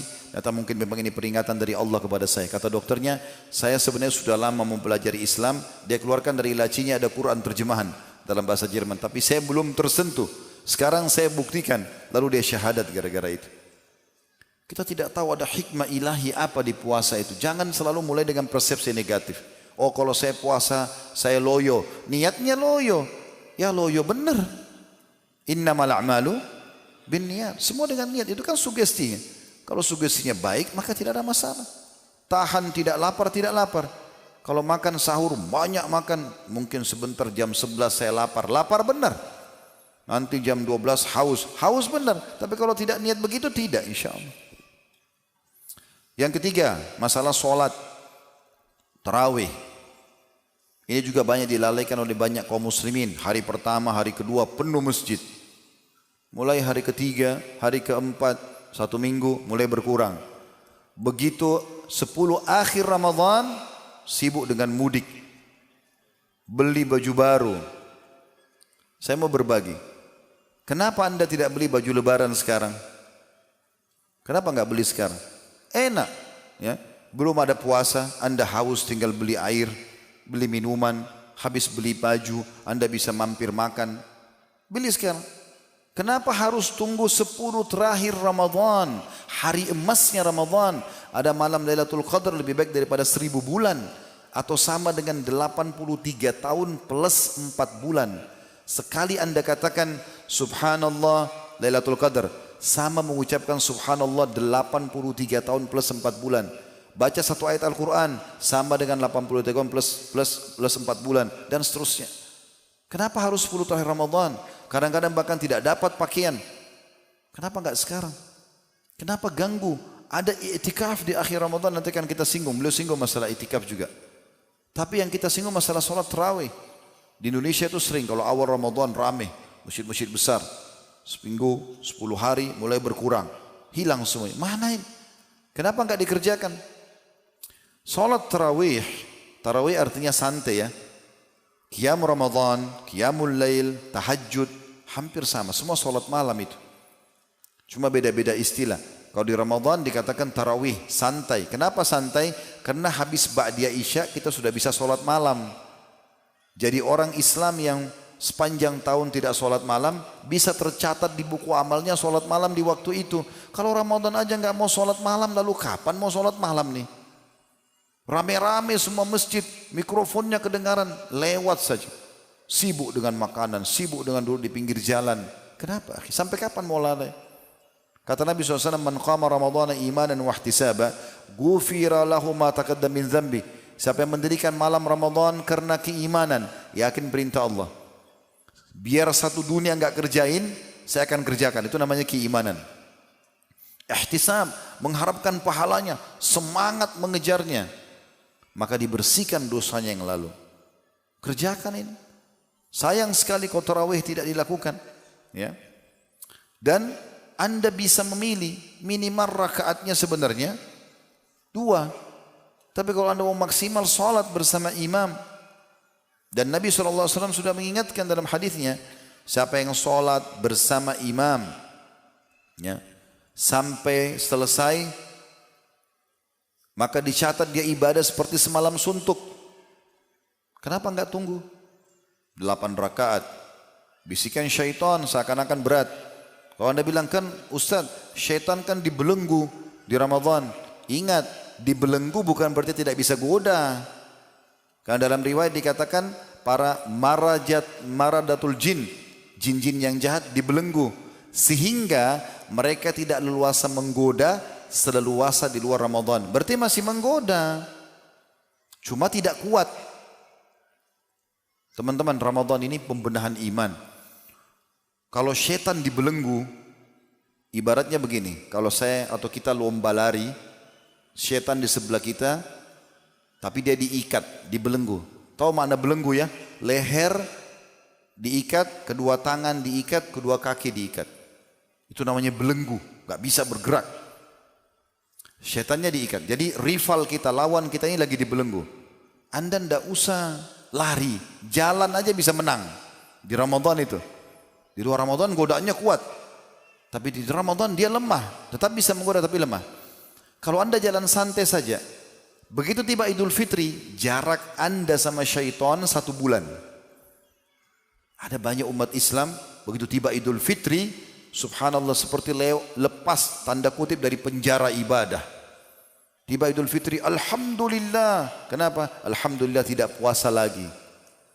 Alhamdulillah tidak lagi terawih, tidak lagi baca Quran. Oh, sudah boleh pacaran, sudah boleh buka jilbab. La haula wala quwata illa billah. Di training 1 bulan jadi orang rusak. Harusnya alhamdulillah saya terapkan sekarang. Makanya Nabi SAW segera ikat umatnya dengan mengatakan, siapa yang berpuasa Ramadan diikuti 6 hari dari bulan Syawal sama dengan puasa setahun, supaya jangan kendor imannya. Ayo puasa lagi. Kalau sudah terbiasa dengan 1 bulan Ramadan, jangan tinggalkan puasa Senin Kamis, puasa Ayyamul Bid, puasa 6 hari bulan Syawal, puasa hari Arafah, Tasu'a dan Asyura 9 dan 10 Muharram. Kerjakan puasa-puasa itu. Ini perlu digarisbawahi. Ya. Juga teman-teman sekalian, berhubungan dengan masalah sholat malam ini, kalau seandainya ada di antara kita yang selepas tarawih, lalu dia bangun malam, sepertiga malam, masih boleh enggak dia sholat? Khilaf di antara ulama. Tapi umumnya ulama membolehkan. Masih ada waktu dengan malam, Anda mau sholat lagi, tidak ada masalah. Ada yang mengatakan cukup dengan 11 rakaat yang sudah dikerjakan. Kalau sudah tarawih enggak usah tahajud. Tapi ada juga yang mengatakan boleh saja. Anda pernah lihat Masjid Haram Mekah dan Masjid Nabawi Madinah? Terutama di 10 terakhir Ramadan. Mereka sholat tarawih 23 rakaat. Sampai selesai jam setengah 11 biasanya. Kayak Ramadan nanti ini. Terutama 10 terakhir ya. Kemudian nanti setengah 1 malam sholat lagi tahajud mereka. Kalau digabung itu, tarawih 23 rakaat, gabung sholat malamnya lagi, itu 11 rakaat lagi, ya kan? Itu berapa rakaat jumlahnya? 30 lebih. Dan tidak ada masalah. Tidak pernah ada fatwa ulama, oh enggak boleh kalau sholat tarawih, enggak boleh lagi kamu ikut sholat malam. Itu ijtihad ada sebagian orang, tapi umumnya ulama mengatakan tidak masalah. Saking pentingnya menjaga, menghidupkan malam itu. Kata Nabi SAW, jangan tinggalkan sholat malam karena dia kebiasaan orang-orang soleh sebelum kalian. Ramadan melatih kita untuk itu. Walaupun nanti teman-teman sekalian, selepas Ramadan, kita dianjurkan sholatnya bukan selepas ba'diyah isya, kecuali sholat witir saja. Tapi diundur di sepertiga malam. Kalau Anda bilang, Ustaz, kan terapi sholat tarawihnya di setelah isya. Di Ramadan, ada terapi bangun sahur. Jam berapa kita bangun sahur? 1 jam sebelum subuh biasa kan? Oh, ibu-ibu mungkin 2 jam sebelum subuh kena masak. Itu waktu mustajab doa. Anda sudah dibiasakan bangun dalam 1 bulan. Jangan setelah Idul Fitri tinggalkan lagi bangun itu. Itu waktu luar biasa. Allah turun ke langit bumi, bertanya lagi kepada para malaikat. Bukan kita datang ke kayak kita presiden atau gubernur kita datang ke kantornya, enggak. Allah datang ke langit bumi, bertanya lagi. Para malaikat, ada yang mohon ampun, saya maafkan. Ada yang punya hajat, saya penuhi. Ada yang minta tolong, ya saya akan tolong. Kenapa disia-siakan ini? Ini hal yang luar biasa. Kemudian baca Al-Quran di Ramadan terakhirku. Kalau seandainya Anda sudah tahu, alhamdulillah. Tapi kalau belum tahu, kita jelaskan bahwasanya Al-Quran itu punya hak dari kita teman-teman. Jangan dianggap remeh. Hak yang pertama membacanya. Baca dengan bacaan benar dan mengkhatamnya. 114 surah diurut.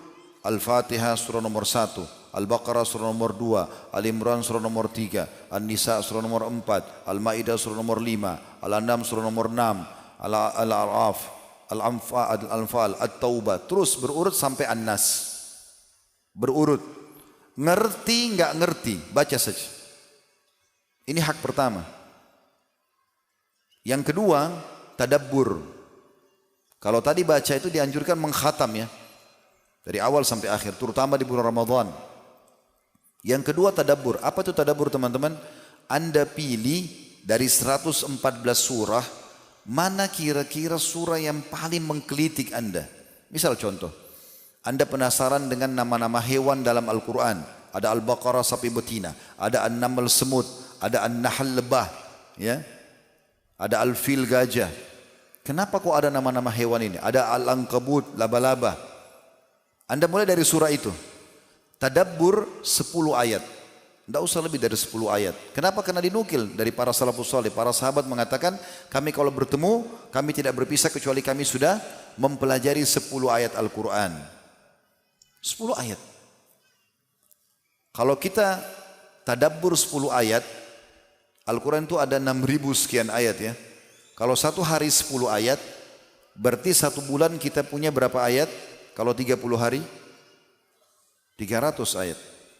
Berarti Anda sudah mentadabburi. Tadabbur itu merenungi terjemahannya, memahami apa yang dikandung di situ, hukum-hukumnya, sebab turunnya ayat itu, pendapat para ulama. Nah, gitu, 10 ayat. Berarti satu bulan kita punya 300 ayat.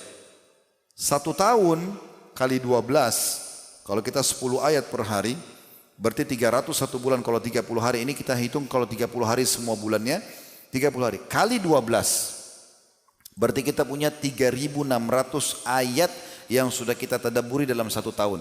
Kurang dari 2 tahun habis 30 juz Al-Quran, tadabbur ayatnya. Baca ayatnya, baca terjemahannya, pendapat situ ulama tafsir, ada hadis penguat.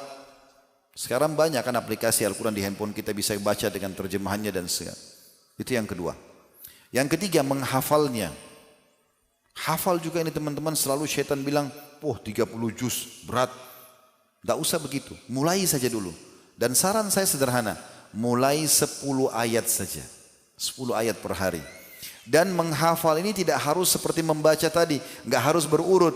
Al-Fatihah, Al-Baqarah, Al-Imran, tidak harus. Pilih surah yang paling Anda suka dulu. Misalnya saya mau tahu tentang Nabi-Nabi, surah Al-Anbiya.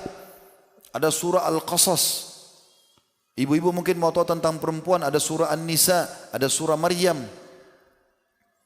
Mau tahu tentang hari kiamat, ada Al-Qiyamah, ya. Ada Al-Zalzalah dan ada surah-surah yang lainnya. Maka Anda mulai dari surah-surah ini dulu. Surah yang paling Anda suka kira-kira dari, lihat saja daftar isinya dari 115, oh surah ini, saya mulai aja hafal 10 ayat. Sama tadi hitungannya dengan tadabbur ya. Kalau 10 ayat per hari, dan 10 ayat ini dipakai ya dalam sholat. Seperti misalnya, anggap kalau Anda jadi imam subuh, ya, berarti Anda baca 5 ayat di rakaat pertama, 5 ayat di rakaat kedua, yang sudah Anda hafal. Kalau Anda tidak jadi imam, jadi makmum, ya sudah kita pindah ke sholat duhanya. Kalau ibu-ibu kan sholat di rumah bisa, 5 ayat di rakaat pertama, 5 ayat di rakaat kedua, berarti sudah selesai itu. Atau di sholat duha, duha bisa 2 rakaat minimal, jumlah rakaatnya tidak ada batasnya. Tapi boleh 4 rakaat, boleh 8 rakaat. Kalau kita ambil misalnya jumlah solat Anda 4 rakaat saja duha. Di 2 rakaat pertama, ulangi 5 ayat yang sudah Anda hafal. Ya, kemudian di rakaat kedua 5 ayat, 10 ayat selesai. Salam.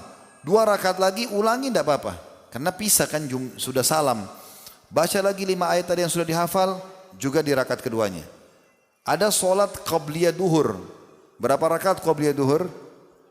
4 rakaat. Karena kata Nabi SAW, siapa yang menjaga 4 rakaat sebelum duhur dan 4 rakaat sesudah duhur, Allah akan haramkan baginya api neraka. 4 rakaat ini Anda ulangi lagi. 2 rakaat salam, 2 rakaat salam. Rakaat pertama 5 ayat tadi yang sudah dihafal, rakaat kedua juga 5 ayat lagi, 10 ayat sudah. Salam, rakaat kedua, rakaat setelahnya sama juga.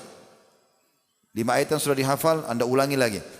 Rakaat kedua juga sama. Ba'diyah duhur, Atau 2 rakaat duhur juga boleh, ba'diyah duhur juga ada. Qobliyah asar ada 4 rakaat. Kata Nabi SAW, semoga Allah merahmati seorang hamba yang menjaga 4 rakaat sebelum asar. Diulangi lagi 10 ayat itu. 2 rakaat pertama asar bisa. Qobliyah maghrib. Ya. Kemudian ba'diyah maghrib. Qobliyah isya. Ba'diyah isya. Sholat tahajud. 10 ayat diulang-ulangi. Dihafal di luar kepala. Kenapa teman-teman sekarang hafal Al-Fatihah? Karena diulang-ulang terus kan? Nah itu. Jadi mulai saja dulu. Tapi nanti lupa Ustaz. Jangan pikir lupanya. Mulai saja dulu. Imam Haram, Mekah dan Madinah itu dari kecil mereka hafal. Tapi kadang-kadang mereka masih ada yang dilupa. Tapi yang dilupa penyambungnya satu ayat. Bukan satu juz, 30 juz Al-Quran dilupakan. Tidak. Mulai dari 10 ayat. Dan harus berazam mulai. Kalau anda mau mulai dari juz 30 nggak ada masalah. Hafal dulu semua. Ulangin dalam sholat. Lagi naik motor. Mau jalan kemana, mau ke kantor, mau ketemu teman-teman, mau silaturahim sambil murajaah. Daripada tunggu lampu merah, lihat helmnya orang warna apa, merek motornya apa, untuk apa? Baca a'udzubillahi minasyaitonir rajim, bismillahirrahmanirrahim, wattini wazzaitun, baca abasa wa tawalla, amma yatasaalun. Ya. Kaf ha mim ain sad, zikr rahmati rabbika abdahu Zakaria dan seterusnya bisa diulangi. Ini yang ketiga, hafal. Kalau anda hafal 10 ayat satu hari, 1 bulan kalau 30 hari 300 ayat, 1 tahun 3.600 ayat, kurang dari 2 tahun hafal 30 juz. Yang keempat, mengamalkan isinya. Praktekin isi Al-Quran. Ini hak Al-Quran yang harus dikasih. Dan mulai dari Ramadan. Ramadan momentum yang paling baik, karena orang semua baca Al-Quran. Terlebih lagi memang ada keutamaannya. Ya. Kata Nabi SAW, Iqra'ul Quran, fa'innahu ya'ati syafi'an li ahli yawmal qiyamah. Bacalah Al-Quran karena dia akan jadi penolong bagi pembacanya pada hari kiamat. Dan tadi teman-teman, tadabbur itu penting ya. Karena kita kan bukan ngerti bahasa Arab. Maka bucu baca terjemahannya. Bisa enggak Ustaz? Saya gabungi antara saya baca Al-Quran dari Al-Fatihah, Al-Baqarah, Al-Imran berurut, sekalian tadabbur. Bisa. Enggak apa-apa. Kalau mau digabungin dua-dua tadi bisa. Anda baca lalu Anda baca terjemahannya, baca tafsirnya. Oke, bagus. Itu akan merenung buat kita. Kenapa biasa orang-orang baca ayat Al-Quran jadi imam yang mengerti bahasa Arab nangis? Karena dia tahu pesan Allah itu. Dalam sebuah riwayat dikatakan bahwasanya Umar bin Khattab radhiyallahu anhu pernah mendengar orang baca, dia lagi lewat dengar orang baca surah At-Tur ayat 6 sampai ayat 7 sampai ayat 8. Yang bunyinya inna adzab rabbika lawaqi' ma lahu min dafi'. Sesungguhnya azab Tuhanmu hai Muhammad pasti terjadi pada pelanggar kemaksiatan dan tidak ada yang bisa menolaknya. Umar lagi naik keledai, turun, bersandar di salah satu tembok rumah, lalu beliau merenungi ayat tersebut. Terus diulang-ulangi, terus diulang-ulangi. Minimal teman-teman, minimal. Surah yang biasa anda baca. Misalnya, Inna a'tayna dan wal asr. Surah yang paling digemari di Indonesia ini. Pendek, enak gitu. Begitu imam baca inna a'tayna, oh ini saya mau sholat di sini. Nah, cepat soalnya. Baik minimal tahu artinya. Apa itu inna a'tayna kal kautsar? Fasalli rabbika wanhar inna syani'aka huwal abtar. Apa artinya? Apa tafsirnya? Ya. Wal asr innal insana lafi khusr illa alladziina aamanu wa 'amilus shalihati wa tawassaw bil haqqi wa tawassaw bis sabr. Apa terjemahannya ini? Supaya pada saat anda baca atau imam baca, oh Allah lagi ingatkan. Itu fungsinya. Dan itu harus kita jadikan momentum Ramadan ini sebagai poin itu. Selanjutnya, sedekah. Sudah sering kita dengar. Tapi siapa yang mau ngamalkan? Kenapa kita masih takut sedekah? Kenapa? Teman-teman sini masih ragu, ada celengan masjid lewat, nyumbang enggak ya? Kayaknya nanti sebentar lebih enak beli gorengan, beli teh botol. Beli. Taruh di kotak amal itu. Bilal radhiyallahu anhu pernah mau sedekah. Lalu Nabi SAW mengatakan, hai Bilal, disambut oleh Nabi. Hai Bilal, bersedekah. Jangan kau takut dari zat yang maha perkasa dan maha kaya. Allah subhanahu wa ta'ala. Nabi SAW mengatakan, mana qasamalu min sadaqah. Mau kaya, sedekah. Islam mengajarkan itu. Pangkal kaya, sedekah. Beri. Orang kapitalis bilang apa? Pangkal kaya, nabung. Ketemu nggak nabung sama sedekah? Nggak bakalan. Orang nabung itu jadi bakhil, pelit. Itu bukan sifat orang beriman. Sudah tahu belum teman-teman sekalian? Kalau pernah ada seorang dari Ansar, dari orang Madinah, itu diangkat menjadi kepala suku. Lalu Nabi SAW tanya sebagian anggota sukunya, siapa pimpinan suku kalian sekarang? Fulan bin Fulan. Kata Nabi SAW, bagaimana orangnya? Oh, dia tampan, dia berwibawa, cuma saja dia pelit ya Rasulullah. Pimpinan tapi pelit. Kata Nabi SAW, penyakit jiwa apa yang lebih berat daripada pelit? Dianggap penyakit itu oleh Nabi SAW. Kapan kita sudah pelit gak mau keluar, maka ini berarti penyakit ini. Ya. Kalau ada orang minta-minta, tugas kita eksekusi, kasih. Bukan diskusi sama syaitan. Nah, syaitan bisikin diskusi sama dia. Nah, itu kayaknya anak pinjaman. Oh iya kayaknya gitu. Loh kok iya? Hah? Itu kayaknya pura-pura tuh kakinya puntung. Oh masih muda badannya sehat. Akhi, bukan tugas kita memprotes pada saat itu. Orang lagi minta, perintahnya beri, selesai. Dan jangan pernah merasa rugi. Kalau di masjid ini sekarang, di majelis begini, Masya Allah yang ramai orang datang. Ada orang tiba-tiba datang bawa proposal masjid. Nih jemaah muslim Masjid Raya Kota Padang. Ini saya punya proposal masjid di kampung saya 500 juta. Tolong nyumbang. Kita semua nyumbang. Udah kita ikhlas karena mau masjid. Sebulan kemudian kita tahu orangnya penipu. Rugikah kita? Demi Allah tidak. Karena innamal a'malu binniyat. Kita niat nyumbang untuk masjid, Allah sudah kasih pahalanya. Dia nipu, dia dihukum, nggak ada ruginya. Jadi kalau orang itu anak pinjaman kah, kaki puntung palsu kah, urusan dia sama Allah. Urusan kita sama Allah juga. Allah nilai itu, nggak ada yang rugi.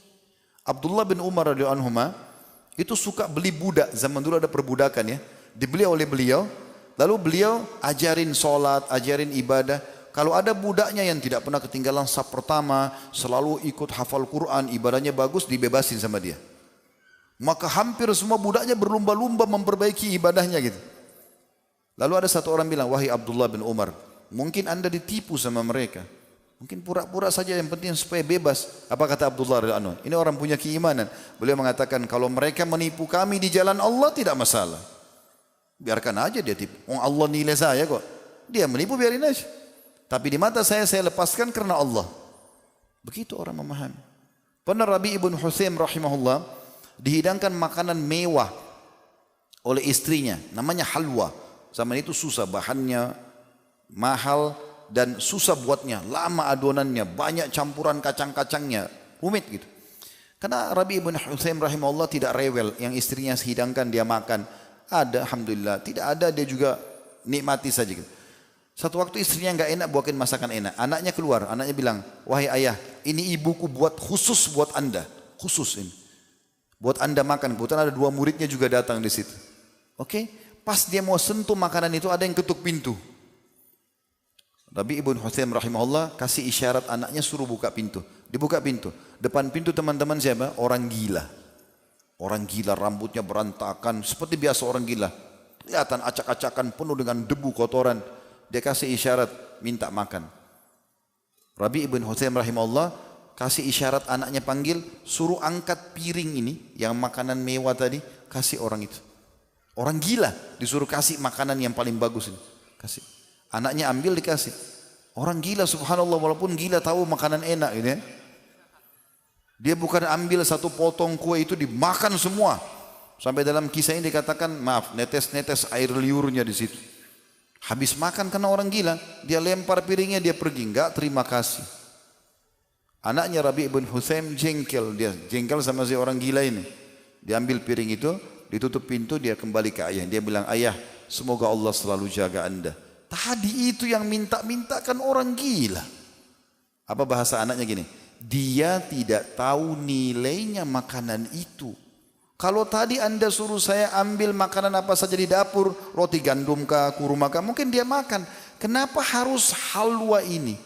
Makanan yang bahannya mahal, ibu saya buat susah-susah. Perhatikan jawaban beliau rahimahullah. Seorang yang sudah tertanam iman dalam hatinya. Beliau mengatakan, hai anakku, kalau seandainya dia tidak tahu nilainya makanan itu, Allah tahu nilainya.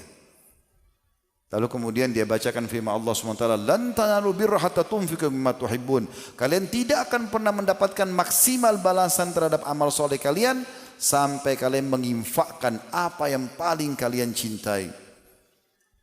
Islam mengajar kita dermawan, berbagi. Jangan pelit teman-teman sekalian. Imam Az-Zahabi rahimahullah, sekarang juga itu yang sudah meninggal, beliau punya buku Kitab Al-Kabair menulis pelit adalah bagian daripada dosa besar. Syekh Muhammad Al-Munajjid sekarang juga menulis buku Al-Kabair menyatakan juga sama. Dan beberapa para ulama yang menulis tentang buku dosa-dosa besar menyatakan juga sama.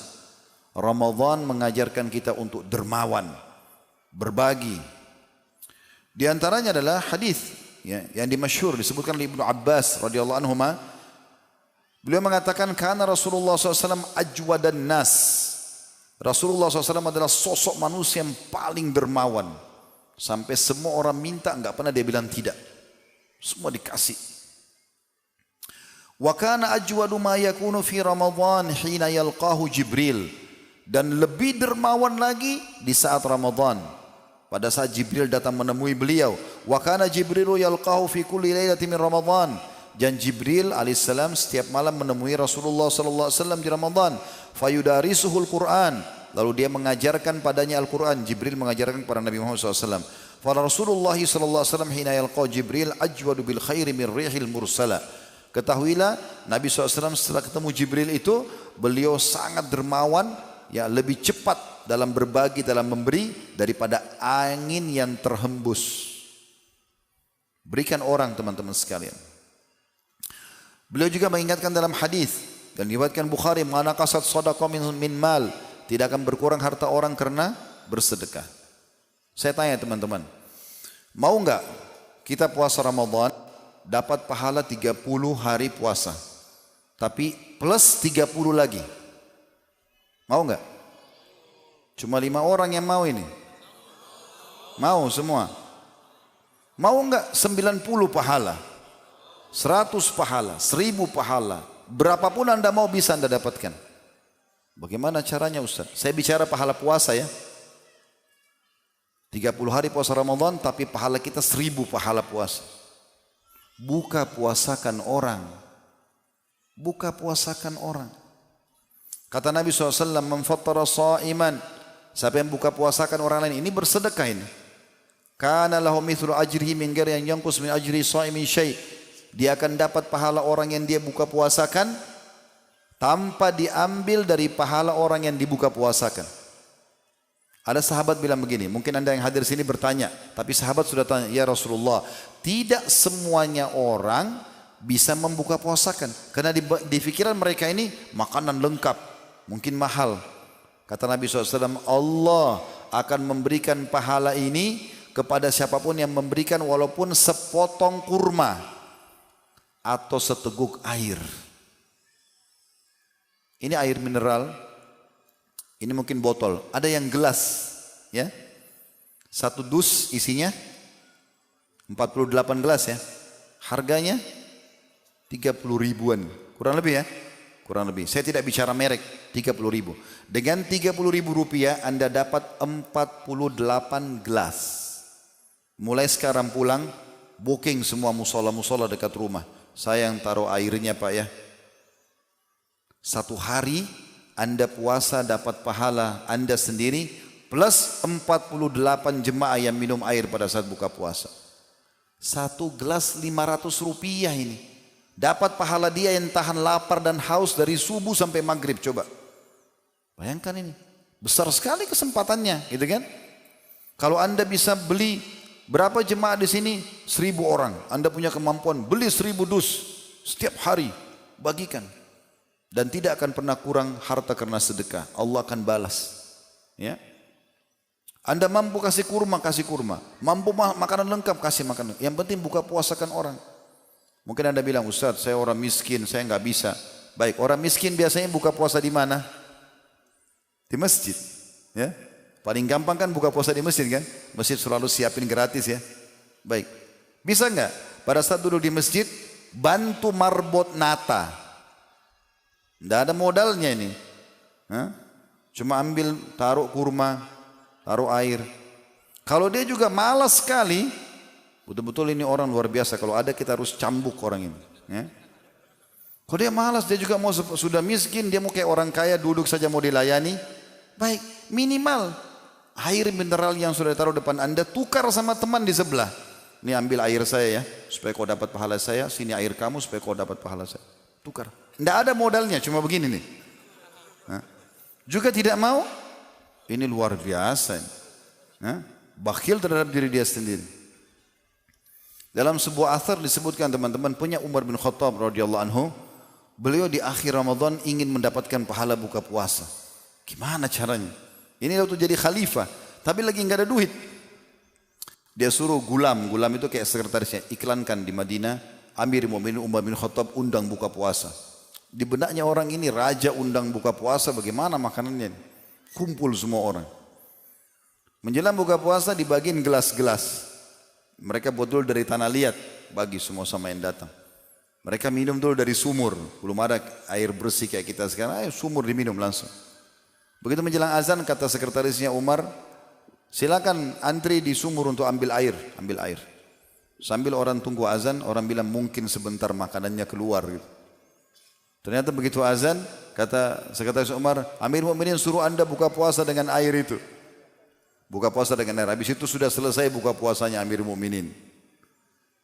Orang kejar pahala, orang mau cari pahala. Kenapa tidak lakukan ini? Atau mungkin anda, saya biasa kerja Ustaz, pulangnya pas azan. Baik, di jalan taruh di motor, beli beberapa gelas air, 5 gelas air, bagi kepada orang di lampu merah lagi macet, kasih teman di sebelah.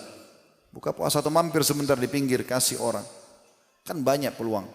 Jadi bisa mendapatkan banyak sekali kesempatan di bulan Ramadan, pahala-pahala yang besar.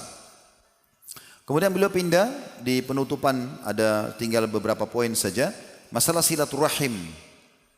Beliau juga menganjurkan di sini bagaimana seseorang itu juga menjadikan Ramadan momentum untuk menjenguk kerabatnya yang sedang sakit, ya, untuk membantu yang susah. Mungkin Anda siapkan berasnya, Anda bayarkan listriknya, apalagi sedekah. Tapi ini termasuk ada silaturahimnya, walaupun ada hubungannya dengan masalah sedekah tadi ya. Jadi teman-teman sekalian, pernah ada sabda Nabi SAW, ya, hadits ini diriwayatkan oleh Tirmidzi dan dinyatakan hasan oleh para ulama hadits. Kata Nabi SAW, as-sadaqatu 'alal miskini sadaqah. Mengeluarkan bantuan kepada orang miskin dihitung sedekah. Wahia 'ala dzi rahimi thintan. Tapi kalau dikasih kepada orang yang punya hubungan kerabat dapat 2. Shadaqatun wasilah. Dapat pahala sedekahnya dan silaturahimnya. Dalam hadis yang lain kata Nabi SAW, siapa yang mau dipanjangkan umurnya, ya, diluaskan rezekinya, maka dia lanjutkan hubungan silaturahim. Maka dahulukan kerabat. Pernah juga ada sahabat bawa 1 kantong dirham, lalu dia mengatakan, ya Rasulullah, saya mau sedekah. 2 target saya, dua-duanya miskin. 1 orang biasa, tidak ada hubungan kerabat, yang 1 punya hubungan kerabat. Yang mana saya dahulukan? Kata Nabi SAW, kalau kau dahulukan yang punya kerabat denganmu, kau akan dapat pahala sedekah dan juga silaturahimnya. Kemudian teman-teman sekalian, yang terakhir ditutup oleh beliau di sini ada 2 poin, yaitu masalah i'tikaf dan taubat. I'tikaf ini dilakukan di 10 terakhir Ramadan. Bagi yang Allah mudahkan bagi anda, tidak ada beban-beban kewajiban di luar sana. Mungkin ada orang yang harus mengurus orang tuanya yang sudah tua, ya, istrinya mungkin lagi hamil besar, ada anak-anak kecil, dia terikat akad kerja, mungkin. Tapi anak-anak muda yang mungkin tidak ada kegiatan, dia bisa saja i'tikaf, tinggal di masjid 10 hari terakhir Ramadan. Nabi SAW selalu i'tikaf di 10 terakhir Ramadan. Dan di akhir hidup beliau bahkan 20 hari beliau beriktikaf. I'tikaf tujuannya tentu untuk mengikat diri di masjid, ya. Jaga subuh, duhur, asar, maghrib, isya. Kalau 10 hari itu anda jaga, berarti anda sudah punya 10 hari. Kalau ingin menjalankan tadi hadis yang 40 hari tidak ketinggalan takbiratul ihram imam, tinggal tambah 30 hari setelahnya. Nah, ini juga bagian daripada hal yang sangat dianjurkan di 10 terakhir Ramadan. Tujuannya tentu untuk mengejar Lailatul Qadar, malam ganjil. Walaupun dia terjadi di malam ganjil, malam yang mulia itu, tapi tetap saja Nabi SAW mengikat diri di 10 terakhir Ramadan. Yang terakhir beliau mengatakan dalam penutup bukunya adalah taubat di Ramadan terakhirku. Teman-teman sekalian, sebesar apapun dosa, ini penutupan bahasan kita ya, sebesar apapun dosa yang pernah kita lakukan, seberat apapun, Allah Maha Pengampun. Allah bahkan gembira dengan taubat hambanya. Dalam hadis yang sahih riwayat Bukhari kata Nabi SAW, Allah lebih gembira dengan taubat hambanya dibandingkan seseorang di antara kalian pergi membawa tunggangannya dan semua bekalnya di atasnya. Kemudian dia pergi ke padang pasir yang tidak bertuan, nggak ada orang sama sekali. Dia tidur di bawah sebuah pohon, untanya hilang dengan bekalnya pada saat dia bangun. Dia keliling-keliling cari, nggak ketemu. Karena sudah putus asa, lalu dia mengatakan, saya akan kembali ke pohon tadi yang saya tidur. Mudah-mudahan saya tidak bangun lagi, sudah mati. Dia tertidur lalu dia bangun. Dan saat dia bangun kata Nabi SAW, dia temukan unta lengkap sama perbekalannya. Bagaimana gembiranya dia? Allah lebih gembira dengan taubat hambanya. Allah tidak mau lihat masa lalu kita. Allah mau tahu sekarang ke depan. Sudah dalam kehidupan para sahabat dilihatkan. Ada Abu Bakar radhiyallahu anhu. Abu Bakar tidak pernah sembah berhala, tidak pernah minum khamar. Ada contohnya orang seperti ini. Tapi Allah datangkan Umar bin Khattab, pernah mabuk, pernah membunuh, pernah melakukan banyak kejahatan, bahkan menyiksa kaum muslimin sebelum masuk Islam. Lalu beliau taubat. Tapi Islam tidak pernah mengorek-ngorek masa lalu Umar. Islam melihat sekarang dia, bahkan dimuliakan di sisi para sahabat. Para sahabat mengatakan kami mulia setelah masuk Islamnya Umar bin Khattab. Bagaimana Ikrimah bin Abi Jahal, ayahnya Abu Jahal, Fir'aunnya umat ini. Tapi anaknya Ikrimah dapat hidayah. Waktu dia pembebasan kota Mekah, dia masuk Islam, dia tersentuh, dia pegang Al-Quran sambil menangis, sambil mengatakan inilah firman Tuhanku yang selama ini aku lalaikan. Kemudian dia mengatakan, ya Rasulullah, mulai sekarang saya akan menutupi kesalahan saya yang lalu dengan bertaubat, maka saya akan berinfak sejumlah dulu yang saya keluarkan untuk melawan dan memerangi anda di jalan Allah. Orang taubat. Taubat itu bukan aib, malah satu kebaikan. Jadikan momentum ini untuk taubat kepada Allah SWT. Tapi ingat, taubat nasuha. Taubat yang tulus, yang ikhlas karena Allah Subhanahu wa taala. Bukan cuma ucapan lisan. Kata Ibnu Taimiyah rahimahullah, taubat itu diikuti dengan ucapan lisan, keyakinan dalam hati, dan aplikasi dengan anggota tubuh.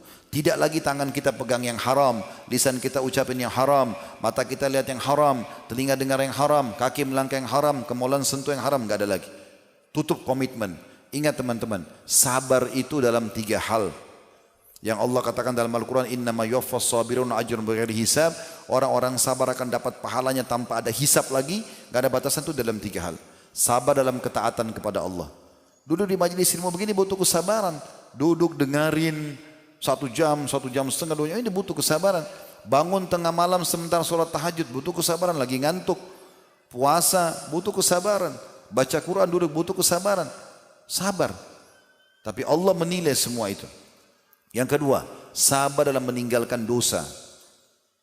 Kalau anda sudah tobat nasuha, ada godaan lagi datang, sabar. Beda pahalanya orang tinggalkan zina sementara tidak ada godaan, dengan orang tinggalkan zina ada godaan dari lawan jenisnya, tapi dia sabar menahan diri. Ini lebih besar pahalanya. Kemudian yang ketiga, sabar terhadap cobaan harian. Sakit, gangguan orang, kita semua pasti pernah lalui itu. Siapa di antara kita sini tidak pernah flu, demam, sakit gigi, sakit kepala, keseleo kakinya? Ada yang tidak pernah? Coba angkat tangan. Suruh sini bicara pengalamannya. Luar biasa kalau tidak pernah flu dia. Tidak pernah demam. Saya mau tanya, siapa di antara kita yang tidak pernah diganggu oleh orang? Digunjing, difitnah. Di sini teman-teman yang pernah utangkan orang. Dari 3 orang yang utang, semuanya bayar? Bisa saja 3-3-nya nggak bayar kan? Ya. Atau kadang-kadang kita nagih dia lebih galak dari kita. Ya? Itu cobaan. Sabar. Memang akan ada. Kalau ada nikmat, kita dapat pahalanya dengan syukur. Kapan kita dapat pahala sabar? Kalau ada cobaan. Kalau anda keluh kesah, anda tidak bisa terima, berarti anda protes Tuhan anda Allah. Sabar akhi dan ukhti. Dalam sebuah hadis sebagai penutup yang sahih, kata Nabi SAW, andai saja orang-orang yang meninggal nanti di hari kiamat, yang tidak ujiannya sedikit di dunia, ada ujian tapi sedikit, melihat orang-orang yang ujiannya berat di dunia dulu, bagaimana Allah kasih balasan, maka yang sedikit cobaannya berharap kembali ke dunia untuk apa? untuk digunting-gunting kulit mereka yang paling sakit supaya mereka mendapatkan seperti orang yang banyak cobaannya. Tidak usah keluh kesah. Allah maha melihat, Allah tahu. Kalau ada nikmat yang ciptakan kita Allah, yang ciptakan nikmat Allah, yang bisa pertahankan Allah. Kalau kita sedang diuji, yang ciptakan kita Allah, yang ciptakan ujian itu Allah, yang bisa beri jalan keluar Allah. Semoga Allah SWT memberkahi majlis kita dan menjadikannya sebagai ilmu yang bermanfaat. Semoga juga Allah Subhanahu wa taala selalu menjadikan negara kita negara yang aman, tentram, damai, seluruh umat Islam di bawah naungan ukhuwah Islamiyah dalam ibadah mereka kembali kepada Al-Quran dan Sunnah. Dan semoga seluruh problem permasalahan negara kita diselesaikan oleh Allah dengan cara baik, dengan penuh keberkahan, tidak ada permusuhan dan sampai menginginkan keburukan bagi negara kita, bagi Islam, bagi muslimin. Allah kembalikan budaya mereka kepada diri mereka sendiri.